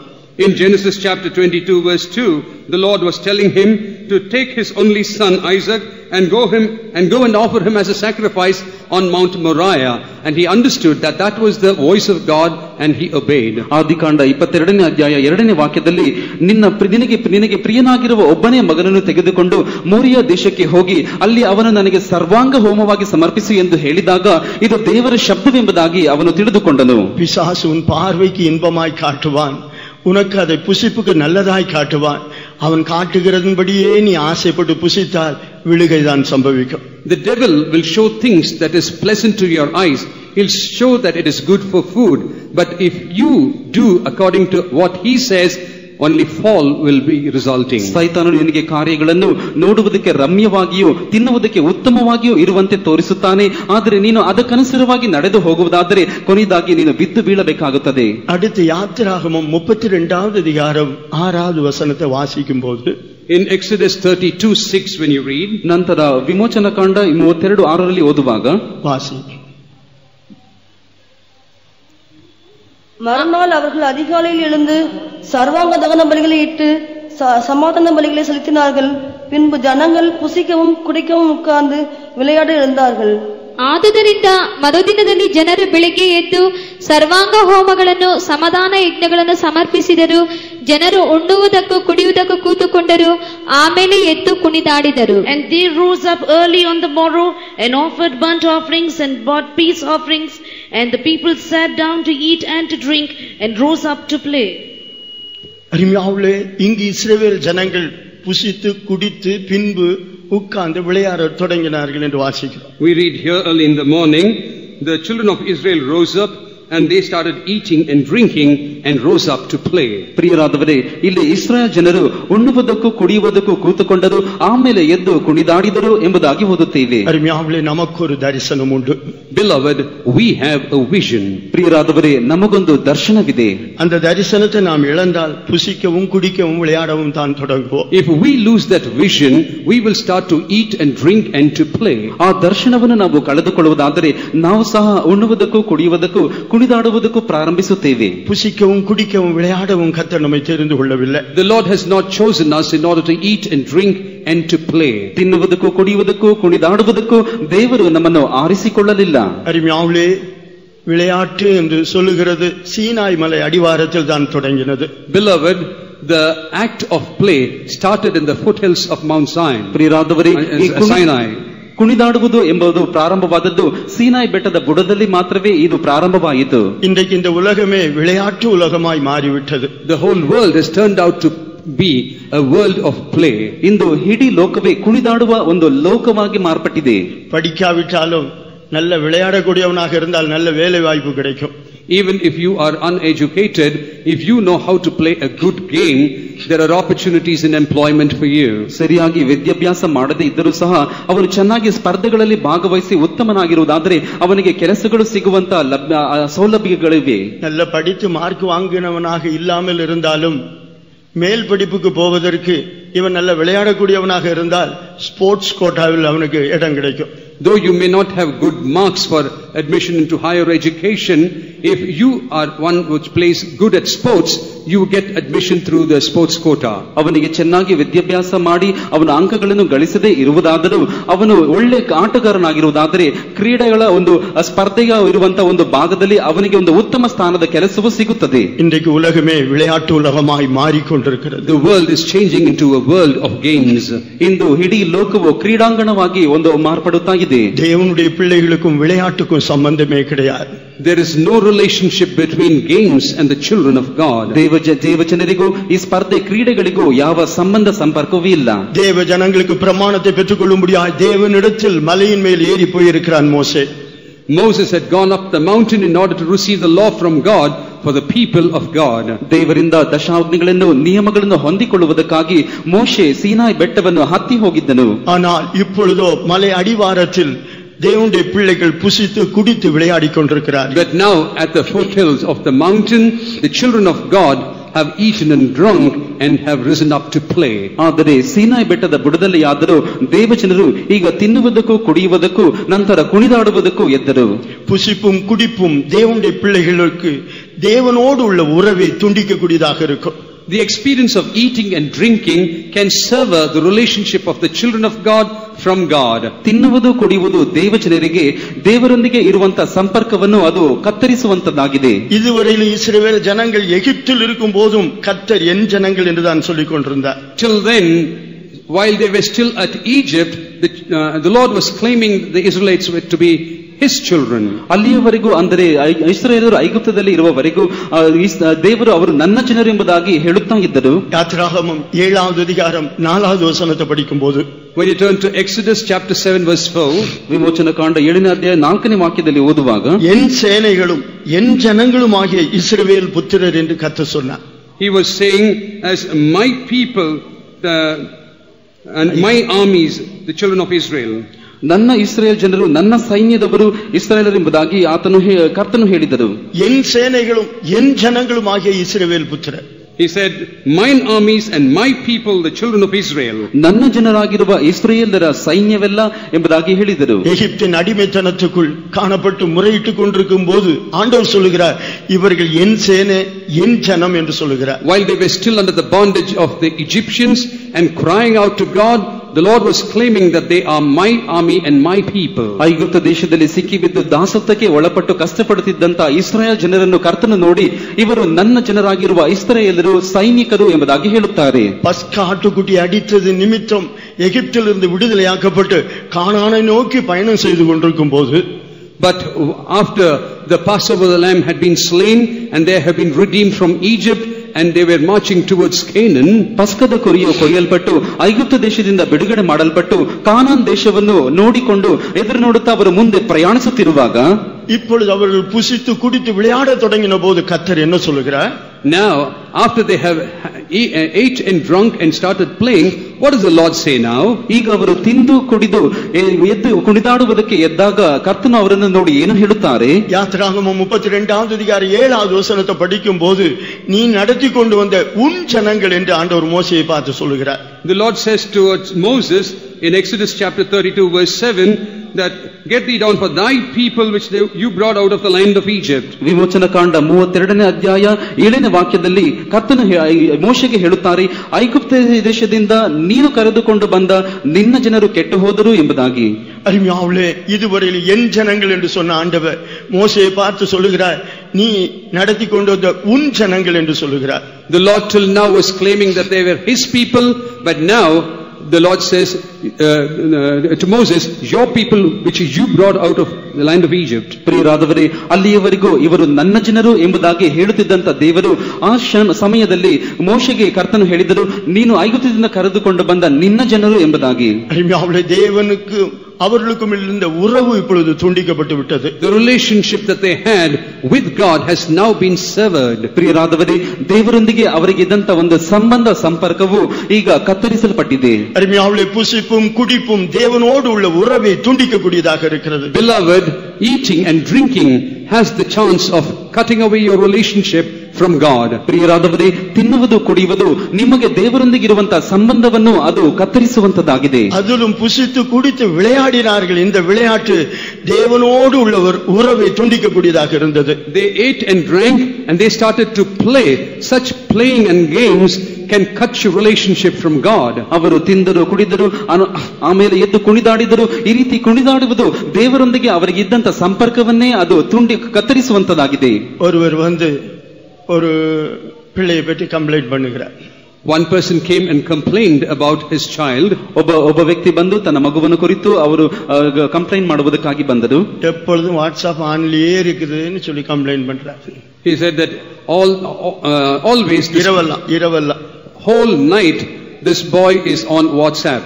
ರಾತ್ರಿ ಎಲ್ಲ ವಾಟ್ಸ್ಆಪ್ ಅನ್ನು ಇಟ್ಟುಕೊಂಡೇ ಇರುತ್ತಾನೆಂಬುದಾಗಿ ನನ್ನ ಬಳಿಗೆ ದೂರನ್ನು ಬಂದು ಹೇಳಿದರು. வாட்ஸ்அப்ல யாரோடு தொடர்பு கொண்டு இருக்கிறார் என்றுதான் அவர் என்கிட்ட கம்ப்ளைண்ட் பண்ணுகிறார். பையனை கூப்பிட்டு விசாரித்தால் அவர் சொல்லுகிறார், இல்ல நான் கேம் விளையாடி கொண்டிருந்தேன். The father was concerned as to with whom he is relating through WhatsApp, but when I inquired the boy, he was saying that no pastor, I was playing some games. ತಂದೆಯು ನೆನೆಸಿಕೊಂಡಿದ್ದರು ಬೇರೆ ಯಾರ ಜೊತೆಯಲ್ಲೂ ಅವನು WhatsApp ಅಲ್ಲಿ ಸಂಪರ್ಕ ಇಟ್ಟುಕೊಂಡಿದ್ದಾನೆಂಬುದಾಗಿ. ಆದರೆ ಅವನನ್ನು ಕರೆದು ಕೇಳಿದಾಗ ಅವನು ಹೇಳಿದನು, ನಾನು ರಾತ್ರಿ ಎಲ್ಲ ನಾನು ಗೇಮ್ಸ್ ಆಡುತ್ತಿದ್ದೇನೆಂದು. இப்பொழுது விளையாடுவதற்கு சுலபமாக எல்லாம் செல்போன்ல எல்லாம் வந்து விட்டது. It has become so easy to play now. It is handy in your mobile phones. ಈಗ ಆಟವಾಡುವುದಕ್ಕೆ ಸುಲಭವಾಗಿರಲು ನಿಮ್ಮ ಸೆಲ್ ಫೋನ್ಗಳಲ್ಲಿ ನಿಮ್ಮ ಕೈಗಳಲ್ಲಿಯೇ ಬಂದಿದೆ. ಇವருடைய நேரமெல்லாம் எப்படி வீணாய் போய் கொண்டிருக்கிறது என்பதை அவர்களால் அறிய முடியவில்லை. They are unable to understand how their time is getting wasted away. ಅವರ ಸಮಯವೆಲ್ಲ ಹೇಗೆ ವ್ಯರ್ಥವಾಗುತ್ತಾ ಇದೆ ಎಂಬುದಾಗಿ ಅವರಿಗೆ ತಿಳಿದುಕೊಳ್ಳಲು ಸಾಧ್ಯವಾಗುತ್ತಾನೆ ಇಲ್ಲ. ஆண்டவர் மோசேயை பார்த்து சொல்லுகிறார், ஜனங்கள் தங்களை கெடுத்துக் கொண்டார்கள், நீ சீக்கிரமாய் இறங்கி போ என்று சொல்லுகிறார். The Lord is saying to Moses, the people have destroying themselves, quickly get to them. ಕರ್ತನು ಮೋಶೆಗೆ ಹೇಳಿದರು, ನೀನು ಬೇಗನೆ ಬೆಟ್ಟದಿಂದ ಇಳಿದು ಹೋಗು, ಜನರು ತಮ್ಮನ್ನು ಕೆಡಿಸಿಕೊಂಡಿದ್ದಾರೆ ಎಂದು ಹೇಳಿದರು. அருமையானவர்களே, புசிப்பும் குடிப்பும் விளையாட்டும் தங்களுடைய ஜீவியத்தில் தங்களை கெடுத்துக் கொண்டதற்கு அடையாளமாக இருக்கிறது. Beloved, eating and drinking and playing has corrupted them. ಪ್ರಿಯರಾದವರೇ, ತಿನ್ನುವುದು, ಕುಡಿಯುವುದು ಮತ್ತು ಕುಣಿದಾಡುವುದು ಅವರು ತಮ್ಮ ಜೀವಿತದಲ್ಲಿ ತಮ್ಮನ್ನು ಕೆಡಿಸಿಕೊಳ್ಳುವುದಕ್ಕೆ ಅದು ಗುರುತಾಗಿದೆ. இந்த சத்தத்தை அவர்கள் விளையாடுகிற அந்த சத்தத்தை அன்றைக்கு யோசுவாவால் விளங்கிக் கொள்ள முடியவில்லை. Joshua was not able to understand the sound that came out of their games. ಅವರು ಕುಣಿದಾಡುತ್ತಿರುವುದರ ನಿಮಿತ್ತವಾಗಿ ಉಂಟಾದ ಶಬ್ದವನ್ನು ಕೇಳಿದಾಗ ಯೆಹೋಶುವನಿಗೆ ಅದು ಯಾವ ಶಬ್ದವೆಂದು ತಿಳಿದುಕೊಳ್ಳಲು ಸಾಧ್ಯವಾಗಲಿಲ್ಲ. ஆனால் மோசே சொல்லுகிறான், ஜெய சத்தம் அல்ல, அபஜய சத்தம் அல்ல, ஏதோ பாடலின் சத்தம் கேட்கிறது என்று சொல்லுகிறான். But Moses was saying, it's neither the sound of victory nor of destruction, but I'm hearing the sound of singing. ಆದರೆ ಮೋಶೆ ಹೇಳಿದನು, ಇದು ಜಯಘೋಷವಲ್ಲ ಅಥವಾ ಬೇರೆ ಶಬ್ದವಲ್ಲ, ಇದು ಒಂದು ಜಯೋತ್ಸವದ ಅಥವಾ ಒಂದು ಹಾಡಿನ ಶಬ್ದವೆಂಬುದಾಗಿ ಹೇಳಿದನು. ஆண்டவர் மோசேயை பார்த்து சொன்னார், நீ சீக்கிரமா இறங்கி போ, ஜனங்கள் தங்களை கெடுத்துக் கொண்டார்கள் என்று சொன்னார். The Lord was telling to Moses, you had to quickly go down because the people have corrupted themselves. ಕರ್ತನ ಮೋಶೆಗೆ, ನೀನು ಬೇಗನೆ ಬೆಟ್ಟದಿಂದ ಇಳಿದು ಹೋಗು, ಜನರು ತಮ್ಮನ್ನು ಕೆಡಿಸಿಕೊಂಡಿದ್ದಾರೆ ಎಂಬುದಾಗಿ ಹೇಳಿದರು. அருமையானவர்களே, புசித்து குடித்து விளையாடுகிற அனுபவம் நம்முடைய ஆவிக்குரிய ஜீவியத்தை கெடுத்துக் கொண்ட ஒரு அனுபவம் என்று வேதம் சொல்கிறது. Beloved, the scripture says that the experience of eating and drinking and rising up to play, it corrupts our spiritual lives. ಪ್ರಿಯರಾದವರೇ, ತಿನ್ನುವುದು, ಕುಡಿಯುವುದು, ನಂತರ ಎದ್ದು ಕುಣಿದಾಡುವುದು ಇದು ನಮ್ಮ ಆತ್ಮಿಕ ಜೀವಿತವನ್ನು ಕೆಡಿಸುವುದಕ್ಕೆ ಗುರುತಾಗಿದೆ. தேவனுடைய ராஜ்யம் புசிப்பும் குடிப்பும் அல்ல, நீதி சமாதானம் பரிசுத்த ஆவியினால் உண்டாகும் சந்தோஷமாக இருக்கிறது. The kingdom of God is not in eating and drinking, but it is in the righteousness, peace and joy in the Holy Ghost. ತಿನ್ನುವುದು, ಕುಡಿಯುವುದು ದೇವರ ರಾಜ್ಯವಲ್ಲ, ನೀತಿಯೋ ಸಮಾಧಾನವೂ ಪವಿತ್ರಾತ್ಮನಿಂದಾಗುವ ಆನಂದವೂ ಆಗಿದೆ. அடுத்து யோபுவின் புத்தகம் 1வது அதிகாரம் 18வது வசனத்தை வாசிக்கும் போது, when you turn to Job chapter 1 verse 18, யோபನ ಪುಸ್ತಕ 1ನೇ ಅಧ್ಯಾಯ 18ನೇ ವಾಕ್ಯವನ್ನು ಓದುವಾಗ, இவன் இப்படி பேசிக் கொண்டிருக்கையில் வேறொருவன் வந்து, உம்முடைய குமாரரும் உம்முடைய குமாரத்திகளும் தங்கள் மூத்த சகோதரன் வீட்டிலே புசித்து திராட்சரசம் குடிக்கிற போது, ಸಂಗಡಲೆ ಬೇರೊಬ್ಬನು ಬಂದು, ನಿನ್ನ ಕುಮಾರ ಕುಮಾರ್ತೆಯರು ತಮ್ಮ ಅಣ್ಣನ ಮನೆಯಲ್ಲಿ ಉಂಡು ಕುಡಿಯುತ್ತಿರುವಾಗ, while he was yet speaking, there came also another and said, thy sons and thy daughters were eating and drinking wine in their elder brother's house. அருமையாவுள்ள யோபுக்கு 7 குமாரர்கள் 3 குமாரத்திகள் என்பதை நாம் அறிந்திருக்கிறோம். Beloved, we understand that Job had 7 sons and 3 daughters. ಪ್ರಿಯರಾದವರೇ, ಯೋಬನಿಗೆ 7 ಗಂಡು ಮಕ್ಕಳು 3 ಹೆಣ್ಣು ಮಕ್ಕಳು ಇದ್ದಾರೆ ಎಂಬುದಾಗಿ ನಾವು ತಿಳಿದುಕೊಂಡಿದ್ದೇವೆ. இவர்கள் எல்லாரும் பர்த்டே பார்ட்டி கொண்டாடக்கூடியவர்களாக இருந்தார்கள். These people were people who are given to celebrating birthdays. ಇವರೆಲ್ಲರೂ ಹುಟ್ಟಿದ ಹಬ್ಬವನ್ನು ಆಚರಿಸುತ್ತಾ ಕೊಂಡಾಡುತ್ತಿರುವವರಾಗಿದ್ದರು. யோபு இவர்கள் விருந்து கொண்டாடுகிற அந்த நாட்கள் அவனவனுடைய முறைமையின் நாட்கள் எல்லாம் அவன் தகன பலிகளை செலுத்தி இவர்கள் தேவனுக்கு விரோதமான ஏதாவது காரியங்கள் செய்து விடுவார்கள், தூசித்து விடுவார்கள் என்று சொல்லி அவன் சுத்திகரிப்பின் வேலையை செய்தான். While these people were celebrating, while the children were celebrating, Job was careful to offer burnt offerings and praying that these people perhaps, the children would have perhaps blasphemed God in any way. ಯೋಬನ ಮಕ್ಕಳು ಅವರು ಔತಣವನ್ನು ಮಾಡಿ ಅವರು ಆನಂದಿಸುತ್ತಿರುವ ಎಲ್ಲಾ ದಿವಸಗಳಲ್ಲಿಯೂ ಈ ತಂದೆಯಾದಂತ ಯೋಬನು ಅವರಿಗೋಸ್ಕರವಾಗಿ ಸರ್ವಾಂಗ ಹೋಮಗಳನ್ನು ಮಾಡಿ ಒಂದು ವೇಳೆ ಇವರು ದೇವರನ್ನು ದೂಷಿಸಿದ್ದಾರೋ ಎಂಬುದಾಗಿ ಸರ್ವಾಂಗ ಯಜ್ಞಗಳನ್ನು ಸಮರ್ಪಿಸುತ್ತಿದ್ದನು. இதை குறித்து யோபு 1:5 நாம் வாசிக்கிறோம். We read about that in Job 1:5. ಇದನ್ನು ಕುರಿತಾಗಿ ಯೋಬನು 1ನೇ ಅಧ್ಯಾಯ 5ನೇ ವಾಕ್ಯದಲ್ಲಿ ಓದುತ್ತೇವೆ. ಇವருடைய விருந்துக்கு பெற்றோர் ஒரு நாள் போனதில்லை. Towards their parties, the parents had never visited them. ಇವರ ಔತಣಗಳಿಗೆ ಅವರ ಹೆತ್ತವರು ಒಂದು ದಿವಸವಾದರೂ ಹೋಗಲೇ ಇಲ್ಲ. அப்பா அம்மா வந்தா இத புசிக்காத, இப்படி பேசாத, அங்க நிக்காத, இங்க நிக்காத, ஏதாயிலும் சொல்லிக் கொண்டிருப்பார். If the parents are coming, then they will be objecting to saying, don't eat this or don't do that. ತಂದೆ ತಾಯಿ ಬರುವುದಾದರೆ ಇದನ್ನು ಮಾಡಬೇಡ, ಅದನ್ನು ಮಾಡಬೇಡ, ಇದನ್ನು ತಿನ್ನಬಾರದು ಎಂಬುದಾಗಿ ಅವರು ಹೇಳುತ್ತಿರುತ್ತಾರೆ. இந்த 7 பேர், இந்த 7 குமாரர் 3 குமாரத்திகள் அவர்கள் கும்மாளம் போட்டுக் கொண்டிருந்தார்கள். And these 7 sons and 3 daughters were just enjoying themselves. ಈ 7 ಗಂಡು ಮಕ್ಕಳು ಮತ್ತು 3 ಹೆಣ್ಣು ಮಕ್ಕಳು ಅವರು ತಾವಾಗಿ ಹೋಗಿ ಔತಣದಲ್ಲಿ ಸಂತೋಷ ಪಡುತ್ತಿದ್ದರು. பெற்றோர் இல்லாத விருந்து எவ்வளவு ஆபத்து என்பதை விளங்கிக் கொள்ள வேண்டும். We need to understand that the celebration of the banquet without the parents, how dangerous it is. ಹೆತ್ತವರು ಇಲ್ಲದಿರುವಂತಹ ಔತಣವು ಎಷ್ಟು ಅಪಾಯಕಾರಿ ಎಂಬುದಾಗಿ ನಾವು ಇದರಿಂದ ತಿಳಿದುಕೊಳ್ಳಲು ಸಾಧ್ಯ. ವನಾಂತರத்திலிருந்து ஒரு காற்று வந்து 4 மூலைகளிலும் மோதிட்டு என்று வாசிக்கிறோம். We read that there was a wind from the wilderness and it came and hit on all 4 directions. ಇಗೋ ಅರಣ್ಯದ ಕಡೆಯಿಂದ ಬಿರುಗಾಳಿಯು ಬೀಸಿ ಮನೆಯ 4 ಮೂಲೆಗಳಿಗೂ ಬಡಿಯಿತು. அருமையாவுள்ளே, இங்கு பெற்றோர் என்று சொல்லுவது ஒரு பகுதியில் நம்முடைய ஆவிக்குரிய பிரகாரமாய் நம்முடைய நடத்திப்பு என்று நாம் எடுத்துக்கொள்ளலாம்.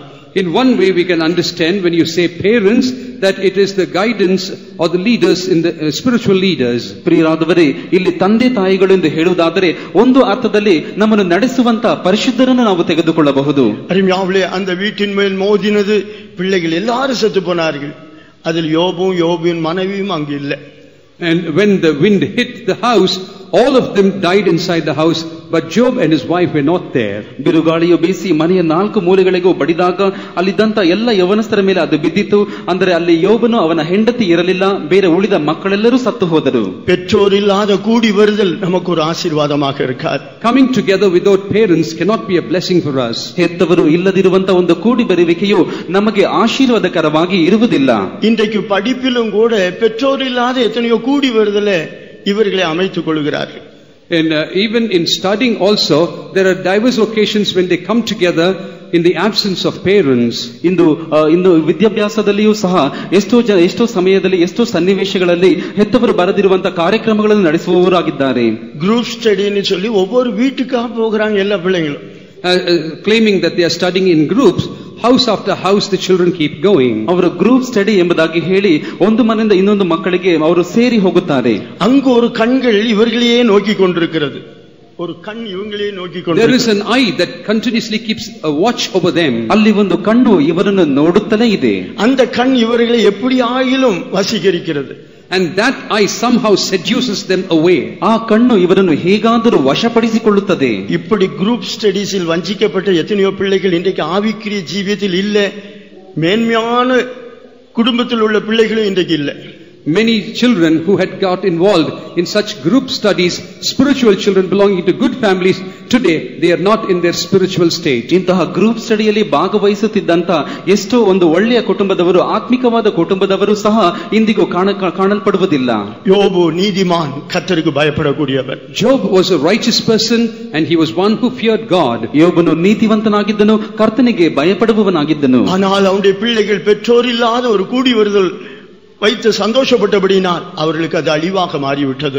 But then their children got together in the absence of their parents, and that was towards their destruction. ಆದರೆ ಅವರು ಹೆತ್ತವರು ಇಲ್ಲದೆ ಒಂದು ಔತಣವನ್ನು ಸಿದ್ಧಪಡಿಸಿ ಅವರು ಆಚರಿಸಿರುತ್ತಾ ಇರುವುದರಿಂದ ಅಲ್ಲಿ ಬಿರುಗಾಳಿ ಬೀಸಿ ಒಂದು ಅಪಾಯ ಉಂಟಾಗಿ ಎಲ್ಲರೂ ಸತ್ತರು. அருமையானவர்களே, நடத்திப்பு இல்லாமல் நாம் படுகிற எல்லா சந்தோஷங்களும் நமக்கு அழிவாகத்தான் மாறும். Beloved, without the spiritual leadership, all the joy that you experience will turn to be a destruction for you. ಪ್ರಿಯರಾದವರೇ, ನಡೆಸುವಿಕೆ ಇಲ್ಲದೆ ನಾವು ಅನುಭವಿಸುವಂತ ಎಲ್ಲಾ ಆನಂದವು ನಮಗೆ ನಾಶಕರವಾಗಿರುತ್ತದೆ. அடுத்து 1 ராஜாக்கள் 13வது அதிகாரம் 8-9 வசனங்களை படிக்கும்போது 1 Kings 13th chapter verse 8 and 9. 1 ಅರಸುಗಳು 13ನೇ ಅಧ್ಯಾಯ 8 ಮತ್ತು 9ನೇ ವಾಕ್ಯದಲ್ಲಿ ಓದುವಾಗ, தேவனுடைய மனுஷன் ராஜாவை நோக்கி, நீர் எனக்கு உம்முடைய வீட்டில் பாதி கொடுத்தாலும் நான் உம்முடைய வருவதும் இல்லை, இந்த ஸ்தலத்தில் அப்பம் புசிப்பதும் இல்லை, தண்ணீர் குடிப்பதும் இல்லை. ஏனென்றால் நீ அப்பம் புசியாமலும் தண்ணீர் குடியாமலும் போன வழியாய் திரும்பாமலும் இருவென்று கர்த்தர் தம்முடைய வார்த்தையால் எனக்கு கட்டளையிட்டிருக்கிறார் என்று சொல்லி, ದೇವರ ಮನುಷ್ಯನು ಅರಸನಿಗೆ, ನೀನು ನನಗೆ ನಿನ್ನ ಆಸ್ತಿಯಲ್ಲಿ ಅರ್ಧವನ್ನು ಕೊಟ್ಟರು ನಾನು ನಿನ್ನ ಸಂಗಡ ಬರುವುದಿಲ್ಲ, ಇಲ್ಲಿ ಅನ್ನಪಾನಗಳನ್ನು ತೆಗೆದುಕೊಳ್ಳುವುದಿಲ್ಲ, ಇಲ್ಲಿ ಅನ್ನಪಾನಗಳನ್ನು ತೆಗೆದುಕೊಳ್ಳಬಾರದೆಂದು ಹಿಂದಿರುಗಿ ಹೋಗುವಾಗ ಬೇರೆ ದಾರಿಯಿಂದ ಹೋಗಬೇಕೆಂದು ನನಗೆ ಯೆಹೋವನ ಅಪ್ಪಣೆಯಾಗಿದೆ ಎಂದು ಹೇಳಿ. And the man of God said unto the king, If thou wilt give me half thine house, I will not go in with thee, neither will I eat bread nor drink water in this place. For so was it charged by me by the word of the Lord, saying, Eat no bread nor drink water, nor turn again by the same way that thou camest. இங்கு ஒரு தேவனுடைய மனுஷனை குறித்து வாசிக்கிறோம். We read about a man of God in this verse. ಇಲ್ಲಿ ಒಬ್ಬ ದೇವರ ಮನುಷ್ಯನ ಕುರಿತಾಗಿ ಓದುತ್ತೇವೆ. அவன் தேவனுடைய வார்த்தையை தைரியமாய் சொல்லக்கூடியவனாக இருந்தான். He was one who could claim the word of God very boldly. ಅವನು ದೇವರ ವಾಕ್ಯಗಳನ್ನು ಧೈರ್ಯವಾಗಿ ಹೇಳುವವನಾಗಿದ್ದನು. ராஜாவுக்கும் பயப்படாமல் அவன் தைரியமாய் பேசக்கூடியவனாக இருந்தான். Even without fearing the king, he was able to boldly express himself. ರಾಜನಿಗೂ ಸಹ ಹೆದರದೆ ಧೈರ್ಯವಾಗಿ ಮಾತನಾಡುವಂತ ಮನುಷ್ಯನಾಗಿದ್ದನು. இந்த ராஜா அவனுக்கு விரோதமாய் கிரியை செய்தபோது அவனுடைய கைகள் அடக்க முடியாமல் போய்விட்டது. This king, when he worked against him, he was unable to bend his hand. ಈ ಮನುಷ್ಯನಿಗೆ ವಿರೋಧವಾಗಿ ಅರಸನು ಕೈ ಚಾಚಿದಾಗ ಅವನ ಕೈ ಹಿಂದೆಗೆಯಲಾರದೆ ಹೋಯಿತು. இந்த சம்பவத்தின் மூலம் அந்த ராஜாவுக்கு இந்த தீர்க்கதரிசியின் மேல் ஒரு பயம் உண்டாயிற்று.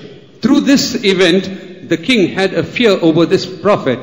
ಈ ಒಂದು ಸಂಭವದ ನಿಮಿತ್ತವಾಗಿ ಅರಸನಿಗೆ ಈ ಪ್ರವಾದಿಯ ಮೇಲೆ ಒಂದು ಭಯ ಉಂಟಾಯಿತು. இப்பொழுது ராஜாவுடைய கைகளை அந்த தீர்க்கதரிசி நன்றாக்கின பிற்பாடு ராஜா தீர்க்கதரிசியை தன்னுடைய வீட்டுக்கு அப்பம் புசிக்க அழைக்கிறார். When this prophet restored the hand of the king invites the prophet in order to dine in his house. ಈಗ ಈ ಪ್ರವಾದಿ ಆ ಒಂದು ಅರಸನ ಕೈಯನ್ನು ಸರಿಪಡಿಸಿದ ನಂತರ ಅರಸನು ಅವನಿಗೆ ನಮ್ಮ ಮನೆಗೆ ಬಂದು ಅರಮನೆಗೆ ಬಂದು ತಿಂದು ಹೋಗು ಎಂಬುದಾಗಿ ಹೇಳಿದರು. தேவன் சொன்ன தீர்மானத்தில் உறுதியாக நின்று அன்றைக்கு தீர்க்கதரிசி சொன்னார், தேவனுடைய மனுஷன் சொன்னார், ஆண்டவர் என்கிட்ட சொல்லி இருக்கிறார், ஆகையால் வந்த வழியாய் திரும்பி போக கூடாது, அப்பமும் புசிக்க கூடாது, தண்ணீர் குடிக்க கூடாது என்று சொல்லி இருக்கிறார். He was firm in the word of God and explained to him that God has told me not to eat or drink. ದೇವರ ವಾಕ್ಯವನಿಗೆ ಕೊಡಲ್ಪಟ್ಟಿದ್ದರಲ್ಲಿ ಅವನು ದೃಢವಾಗಿ ಕಾಣಲ್ಪಟ್ಟಿದ್ದನು. ಅವನು ಆ ಸ್ಥಳದಲ್ಲಿ ತಿನ್ನಬಾರದು, ಕುಡಿಯಬಾರದು, ಬಂದ ಮಾರ್ಗದಿಂದ ಹಿಂತಿರುಗಿ ಹೋಗಲು ಬಾರದು. ஆனால் இந்த தேவனுடைய மனுஷனை குறித்து வேதத்தில் படிக்கிறோம், அவன் அப்பம் புசித்து தேவனுடைய வார்த்தைக்கு கீழ்ப்படியாமை காட்டி அப்பம் புசித்து தண்ணீர் குடித்தான் என்று வாசிக்கிறோம். But at the same time we read about this man of God in the scriptures that he disobeyed God and he did eat and drink. ಅದೇ ಸಮಯದಲ್ಲಿ ಈ ದೇವರ ಮನುಷ್ಯನ ಕುರಿತಾಗಿ ಓದುತ್ತೇವೆ, ಅವನು ಆ ಸ್ಥಳದಲ್ಲಿ ತಿಂದು ಕುಡಿದನು, ದೇವರ ವಾಕ್ಯಕ್ಕೆ ಅವನು ಅವಿಧೇಯನಾದನು. ಕಾರಣ ಇವனை ஏமாற்ற முடியாய் வஞ்சிக்க முடியாய் ஒரு வல்லமை கிரியை செய்து கொண்டிருந்தது. The reason was, in order to seduce him there was a power at work. ಕಾರಣವೇನೆಂದರೆ ಅವನನ್ನು ವಂಚಿಸುವುದಕ್ಕಾಗಿ ಒಂದು ಶಕ್ತಿಯು ಕ್ರಿಯೆ ಮಾಡುತ್ತಿತ್ತು. அங்கு 18வது வசனத்தில் படிக்கும்போது ஒரு கிழவனான ஒரு தீர்க்கதரிசி அவனை சந்தித்ததாக வாசிக்கிறோம். In the 18th verse you read, an old prophet visited him. 18ನೇ ವಾಕ್ಯದಲ್ಲಿ ಓದುವಾಗ ಒಬ್ಬ ಮುದುಕನಾದ ಅಂದ್ರೆ ಒಂದು ಹಳೆಯ ಪ್ರವಾದಿ ಅವನನ್ನು ಸಂಧಿಸಿದ್ದನ್ನು ನೋಡುತ್ತೇವೆ. கர்த்தருடைய தூதன் என்கிட்ட வந்து சொன்னார், அவனை வீட்டுக்கு கூட்டிக் கொண்டு போய் அவனுக்கு அப்பம் புசிக்க தண்ணீர் குடிக்க கொடு என்று சொன்னார் என்று சொன்னார். He claimed that an angel spoke to me to bring you back and give you to food and drink and to drink. ಒಬ್ಬ ದೇವದೂತನು ನನಗೆ ಕಾಣಿಸಿಕೊಂಡು ನಿನ್ನನ್ನು ಕರೆಕೊಂಡು ಬರಬೇಕೆಂದು ನಿನಗೆ ಅನ್ನಪಾನಗಳನ್ನು ಕೊಡಬೇಕೆಂದು ಯೆಹೋವನ ಹೆಸರಿನಲ್ಲಿ ಆಜ್ಞಾಪಿಸಿದ್ದಾನೆ ಎಂದು ಹೇಳಿದನು. அவன் பொய் தான் சொன்னான். But he lied unto him. ಅವನು ಸುಳ್ಳನ್ನು ಹೇಳಿದನು. கர்த்தருடைய தூதன் என்கிட்ட வந்து உன்னை வீட்டுக்கு அழைத்து கொண்டு போய் அப்பமும் தண்ணீரும் கொடுக்க சொன்னான் என்று பொய்யாய் சொன்னான். He lied unto him, saying that the angel of God came and told me that in order to take you home and to give you bread and drink. ಕರ್ತನ ದೂತನು ಕಾಣಿಸಿಕೊಂಡು ನಿನ್ನನ್ನು ಕರೆದುಕೊಂಡು ಹೋಗಿ ಅನ್ನಪಾನಗಳನ್ನು ಕೊಡು ಎಂಬುದಾಗಿ ಅವನು ಸುಳ್ಳನ್ನು ಹೇಳಿದನು. ನಾನು உன்னை போல ஒரு தீர்க்கதரிசிதான். I also am a prophet like you. ನಾನು ಸಹ ನಿನ್ನ ಹಾಗೆ ಒಬ್ಬ ಪ್ರವಾದಿಯಾಗಿದ್ದೇನೆ. வஞ்சிக்கிற ஆவி எப்படி கிரியை செய்யும் என்பதை விளங்கிக் கொள்ள வேண்டும். You need to understand how the seducing spirit is at work. ವಂಚಿಸುವ ಆತ್ಮಗಳು ಹೇಗೆ ಕ್ರಿಯೆ ಮಾಡುತ್ತವೆ ಎಂಬುದಾಗಿ ನೀವು ಅರ್ಥ ಮಾಡಿಕೊಳ್ಳಬೇಕು. நம்மை போல ஆவிக்குரிய ஜீவியம் செய்கிறவர்களை போல இருந்துதான் நம்மை ஏமாற்றக்கூடியவனாக இருப்பார். It acts like leading a spiritual like unto us and then seduce. ನಮ್ಮ ಹಾಗೆಯೇ ಆತ್ಮಿಕ ಜೀವಿತವನ್ನು ಮಾಡುತ್ತಾ ಇರುವ ಹಾಗೆ ಇದ್ದು ನಮ್ಮನ್ನು ವಂಚಿಸುವರು. அருமையான தேவனுடைய பிள்ளையே, கர்த்தர் உன்னோடு பேசின காரியத்தில் நீ என்ன தீர்மானம் எடுத்திருந்தாலும் அதில் நீ உறுதியாகத்தான் இருக்க வேண்டும். Beloved child of God, in matters what God has spoken to you, whatever decisions that you have taken, you need to be firm in it. ಪ್ರಿಯ ದೇವರ ಮಕ್ಕಳೇ, ದೇವರು ನಿಮ್ಮೊಂದಿಗೆ ಮಾತನಾಡಿದಾಗ ಯಾವ ತೀರ್ಮಾನವನ್ನು ತೆಗೆದುಕೊಂಡಿರೋ ಅದರಲ್ಲಿ ನೀವು ದೃಢವಾಗಿ ಇರಬೇಕು. ಯೆರೆಮೀಯ தீர்க்கதரிசியின் புத்தகம் 35வது அதிகாரம் 5வது வசனத்தை படிக்கும்போது, when you turn to Jeremiah chapter 35 verse 5, ಯೆರೆಮೀಯನ ಪ್ರವಾದನೆ ಗ್ರಂಥ 35ನೇ ಅಧ್ಯಾಯ 35ನೇ ವಾಕ್ಯದಲ್ಲಿ ಓದುವಾಗ, அன்றைக்கு ரேகாபின் புத்திரர் முன்பதாக திராட்சரசம் வைக்கப்பட்டிருந்தது. in front of the sons of Rechab the wine was kept. ಅಲ್ಲಿ ರೇಖಾಬನ ಮನೆತನದರ ಮುಂದೆ ದ್ರಾಕ್ಷಾರಸವು ತುಂಬಿಸಿ ಇಡಲ್ಪಟ್ಟಿತು. அந்த திராட்சரசத்தை குடிக்கும்படியாக அவர்கள் சொன்னார்கள். They were encouraged to drink the wine. ಅವ ದ್ರಾಕ್ಷಾರಸವನ್ನು ಕುಡಿಯಿರಿ ಎಂಬುದಾಗಿ ಅವರಿಗೆ ಪ್ರೋತ್ಸಾಹಿಸಿದರು. ஏராளமாய் திராட்சரசம் வைக்கப்பட்டிருக்கிறது. There was plenty of wine that was offered to them. ಹೇರಳವಾದ ದ್ರಾಕ್ಷಾರಸವು ಇಡಲ್ಪಟ್ಟಿತು. அவர்களை குடிக்கும்படியாக சொன்னபோது அவர்கள் என்ன சொன்னார்கள்? When they were offered the drink, what did they say? ಅದನ್ನು ಕುಡಿಯಿರಿ ಎಂಬುದಾಗಿ ಹೇಳಿದಾಗ ಅದಕ್ಕೆ ಅವರು ಏನು ಹೇಳಿದರು? எங்க அப்பா எங்களுக்கு சொல்லி கொடுத்திருக்கிறார். Our father has charged us. ನಮ್ಮ ತಂದೆಯು ನಮಗೆ ಹೇಳಿಕೊಟ್ಟಿದ್ದಾರೆ. எங்க அப்பா எனக்கு சொல்லி கொடுத்திருக்கிறார். Our father has taught us. ನಮ್ಮ ತಂದೆ ನಮಗೆ ತಿಳಿಸಿಕೊಟ್ಟಿದ್ದಾರೆ. திராட்சரசம் குடிக்கவே கூடாது. You should never drink wine. ದ್ರಾಕ್ಷಾರಸವನ್ನು ಕುಡಿಯಲೇಬಾರದು. எப்பொழுதும் கூடாரத்தில் தான் குடி இருக்க வேண்டும். You always have to live in a tent. ನೀವು ಯಾವಾಗಲೂ ಗೂಡಾರದಲ್ಲಿಯೇ ವಾಸಿಸಬೇಕು. எங்க அப்பா இப்படி சொல்லி கொடுத்து எங்களை வளர்த்திருக்கிற இந்த சத்தியத்தில் தான் நான் நிலை நிற்பேன். We will stand firm in this truth which our fathers have taught us. ನಮ್ಮ ತಂದೆಯು ಬೋಧಿಸಿಕೊಟ್ಟಿರುವಂತಹ ಸತ್ಯದಲ್ಲಿಯೇ ನಾವು ನಿಲ್ಲುತ್ತೇವೆ. அருமையான தேவனுடைய பிள்ளையே, உனக்கு ஊட்டி வளர்க்கப்பட்ட இந்த சத்தியத்தை நீ வைராக்கியம் உள்ளவனாய் நிற்க வேண்டும். Dear child of God, you have to be zealous in this doctrine in which you have been nourished. ಪ್ರಿಯರಾದವರೇ, ಇಲ್ಲಿ ನಿಮ್ಮ ಹೆತ್ತವರು ಅಂದರೆ ಪರಿಶುದ್ಧರು ನಿಮಗೆ ಪೋಷಿಸಿ ತಿಳಿಸಿಕೊಟ್ಟಂತ ಸತ್ಯದಲ್ಲಿಯೇ ನೀವು ಬೆಳೆಯಬೇಕು. தானியேல் 1வது அதிகாரம் 8வது வசனத்தில் என்ன வாசிக்கிறோம்? In Daniel 8:1 what do we read? ದಾನಿಯೇಲ 1:8 ಏನು ಓದುತ್ತೇವೆ? 1:8. Daniel 1:8. அருமையானவர்களே, ராஜபோஜனம் அங்கு தானியேலுக்கு கொடுக்கப்படுகிறது. Beloved, royal food was offered to Daniel. ಪ್ರಿಯರಾದವರೇ, ರಾಜರಿಗೆ ಯೋಗ್ಯವಾಗಿರುವಂತ ಆಹಾರ ಪದಾರ್ಥಗಳು ಆ ದಾನಿಯೇಲನಿಗೆ ಕೊಡಲ್ಪಟ್ಟಿತು. ஆனால் இந்த ராஜபோஜனத்தினால் நான் என்னை தீட்டுப்படுத்த மாட்டேன் என்று அவன் உறுதியாக இருந்தான். He firmly said, I will not defile myself with the king's meat. ಈ ರಾಜನ ಭೋಜನದಿಂದ ಪದಾರ್ಥಗಳಿಂದ ನನ್ನನ್ನು ಕೆಡಿಸಿಕೊಳ್ಳುವುದಿಲ್ಲ ಎಂಬುದಾಗಿ ದಾನಿಯೇಲನು ತೀರ್ಮಾನಿಸಿದನು. இப்படி தீர்மானத்தில் உறுதியாக இருந்தபடியினால் அந்த தானியேல் அந்த பாபிலோனில் உயர்த்தப்பட்டான் என்று வேதத்தில் நாம் படிக்கிறோம். From the scriptures we read, because Daniel was so firm in the word, the Lord had exalted him in the government of Babylon. ದಾನಿಯೇಲನು ತನ್ನ ತೀರ್ಮಾನದಲ್ಲಿ ದೃಢವಾಗಿ ಇದ್ದದರ ನಿಮಿತ್ತವಾಗಿ ಆ ಒಂದು ಬಾಬೆಲ್ ಸಂಸ್ಥಾನದಲ್ಲಿ ಉನ್ನತ ಸ್ಥಾನಕ್ಕೆ ದೇವರು ಅವರನ್ನು ಉನ್ನತಕ್ಕೇರಿಸಿದರು. அவனுடைய காரியங்கள் எல்லாம் ஜெயமாகவே காணப்பட்டது. All his matters were always in victory. ಅವನ ಕಾರ್ಯಗಳೆಲ್ಲವೂ ಜಯವಾಗಿಯೇ ಕಾಣಲ್ಪಟ್ಟಿತು. அருமையானவர்களே, தரியு ராஜ்யபாரம் பண்ணின நாட்களிலும் கோரேஸ் ராஜ்யபாரம் பண்ணின நாட்களிலும் தானியேலின் காரியம் ஜெயமாகவே இருந்தது.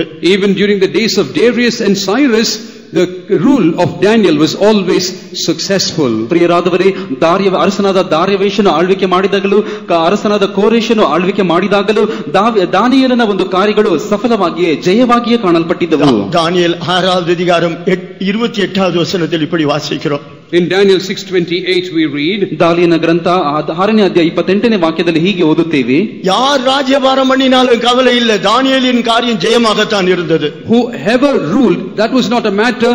but Daniel's work or his ruling always prospered. ಯಾರೇ ಆಳ್ವಿಕೆ ಮಾಡಿದರೂ ಅದು ಒಂದು ವಿಷಯವಲ್ಲ, ಆದರೆ ದಾನಿಯೇಲನು ಆಳ್ವಿಕೆ ಮಾಡುತ್ತಿರುವುದೇ ಒಂದು ವಿಷಯವಾಗಿತ್ತು. அருமையான தேவனுடைய பிள்ளை தன்னுடைய தீர்மானத்தில் ராஜபோஜனத்தினால் தீட்டுப்படுத்த மாட்டேன் என்று தீர்மானத்தில் உறுதியாக இருந்தபடினால் அவனை ஜெயத்தோடு கர்த்தர் நடத்தினார்.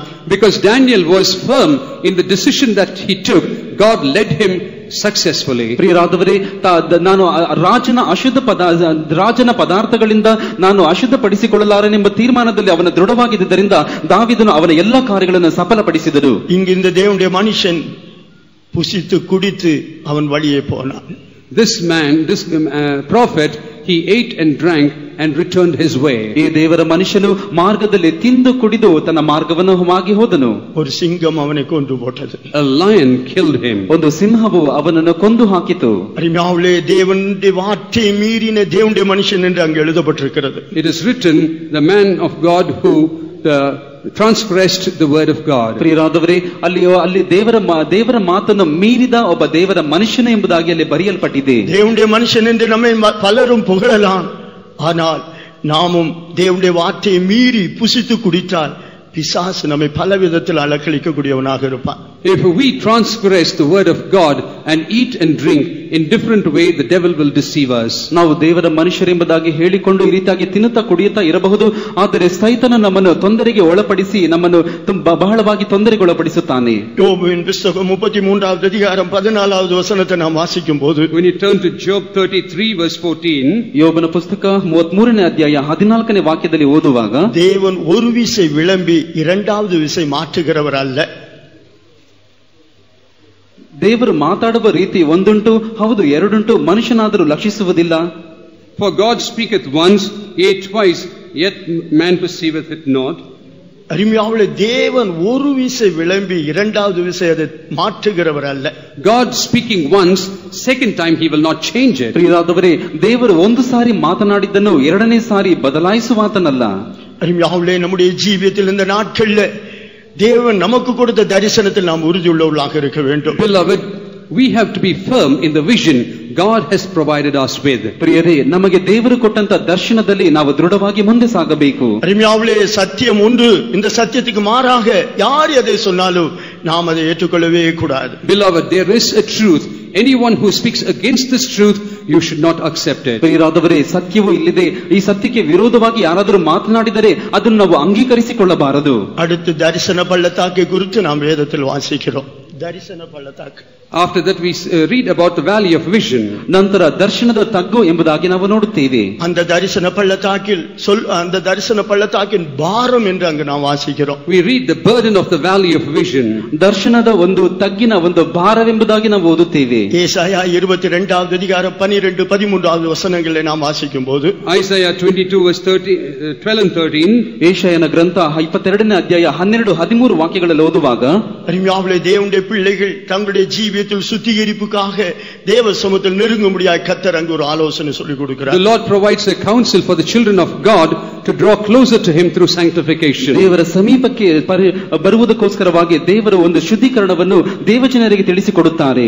அருமையானவர்களே, இப்படிப்பட்ட நாட்களில் தேவனுடைய பிள்ளைகள் எப்படி இருந்தார்கள் என்று அங்கு வாசிக்கிறோம். In such days how the children of God were, we read here. ಆ ದಿವಸಗಳಲ್ಲಿ ಇಸ್ರಾಯೇಲ್ ಜನರು ಹೇಗಿದ್ದರು ಎಂಬುದಾಗಿ ನಾವು ಇಲ್ಲಿ ಓದುತ್ತೇವೆ. அழவும் புலம்பவும் மொட்டையிடவும் இரட்டொடுத்தவும் அவர்களை சொன்னார் என்று வாசிக்கிறோம். We read here they were called to weeping and to mourning and to baldness.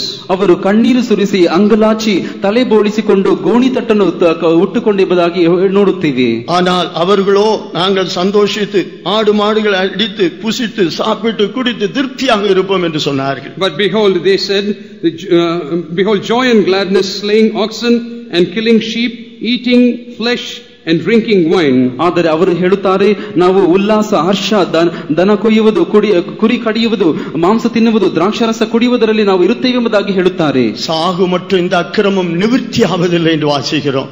We read that கீழே 13. Let us eat and drink, for tomorrow we shall die.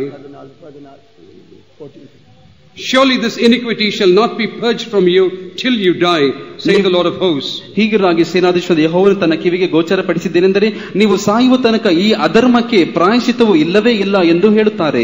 அருமையாவுடைய ஒரு கடைசி நாட்கள்ல வந்திருக்கிறோம். Beloved, we have come to the end times. ಪ್ರಿಯರಾದವರೇ, ನಾವು ಕೊನೆಯ ದಿವಸಗಳಲ್ಲಿ ಬಂದಿದ್ದೇವೆ. நமக்குள்ள ஒரு பரிசுத்தமாகுதல் உருவாக்கப்பட வேண்டும். A sanctification, a holiness has to be created in us. ನಮ್ಮಲ್ಲಿ ಪರಿಶುದ್ಧ ಮಾಡುವಿಕೆ ಅಥವಾ ಶುದ್ಧೀಕರಣ ಉಂಟಾಗಬೇಕು. பரிசுத்தமாக்கப்பட்டவர்களுக்கு தான் பரலோகத்தில் அந்த சுதந்திரம் வைக்கப்பட்டிருக்கிறது. It is unto the sanctified the inheritance in heaven has been reserved. ಪರಿಶುದ್ಧ ಮಾಡಲ್ಪಟ್ಟವರಿಗೆ ಮಾತ್ರವೇ ಪರಲೋಕದಲ್ಲಿ ಒಂದು ಸ್ಥಳವು ಅದು ನಿಯಮಿಸಲ್ಪಟ್ಟಿದೆ. ஆகையினால அழுது புலம்புங்கள் என்று தான் கர்த்தர் சொல்கிறார். And therefore the Lord says, weep and moan.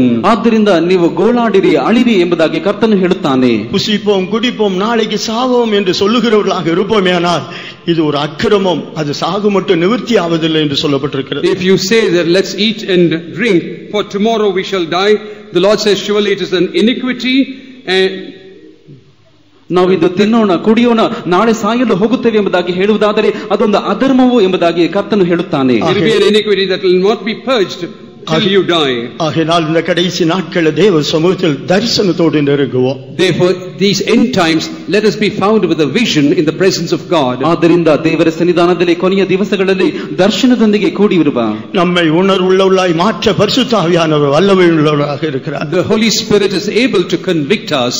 ನಮ್ಮನ್ನು ಪಶ್ಚಾತ್ತಾಪ ಪಡುವಂತೆ ಪರಿಶುದ್ಧಾತ್ಮನು ಮಾಡಲು ಶಕ್ತನಾಗಿದ್ದಾನೆ. நல்ல உணர்வுள்ளவர்களாய் இந்த ஜீவியத்தில் தரிசனத்தோடு முன்னேறி செல்ல கர்த்தருடைய ஆவியானவர் நமக்கு உதவி செய்யக்கூடியவராக இருக்கிறார். The Holy Spirit is able to help us to stay sensitive and to progress in the spiritual life. ಒಳ್ಳೆಯ ಗ್ರಹಿಕೆ ಉಳ್ಳವರಾಗಿ ಈ ಒಂದು ಹಾದಿಯಲ್ಲಿ ನಾವು ಪ್ರಗತಿಯನ್ನು ಹೊಂದಲು ಪರಿಶುದ್ಧಾತ್ಮ ನಮಗೆ ಸಹಾಯ ಮಾಡಲು ಶಕ್ತನಾಗಿದ್ದಾನೆ. அவர் தேவனுடைய எல்லா ஆழங்களையும் அறிந்திருக்கிறார். We understand all the depths. ದೇವರ ಎಲ್ಲ ಆಳವನ್ನು ಆತನು ಬಲ್ಲವನಾಗಿದ್ದಾನೆ. ஆகையினால நமக்கு மகிமையான தரிசனங்களை தந்து இந்த பாதையில் நம்மை முன்னேறி செல்ல உதவி செய்யக்கூடியவர் அவர் ஒருவர்தான்.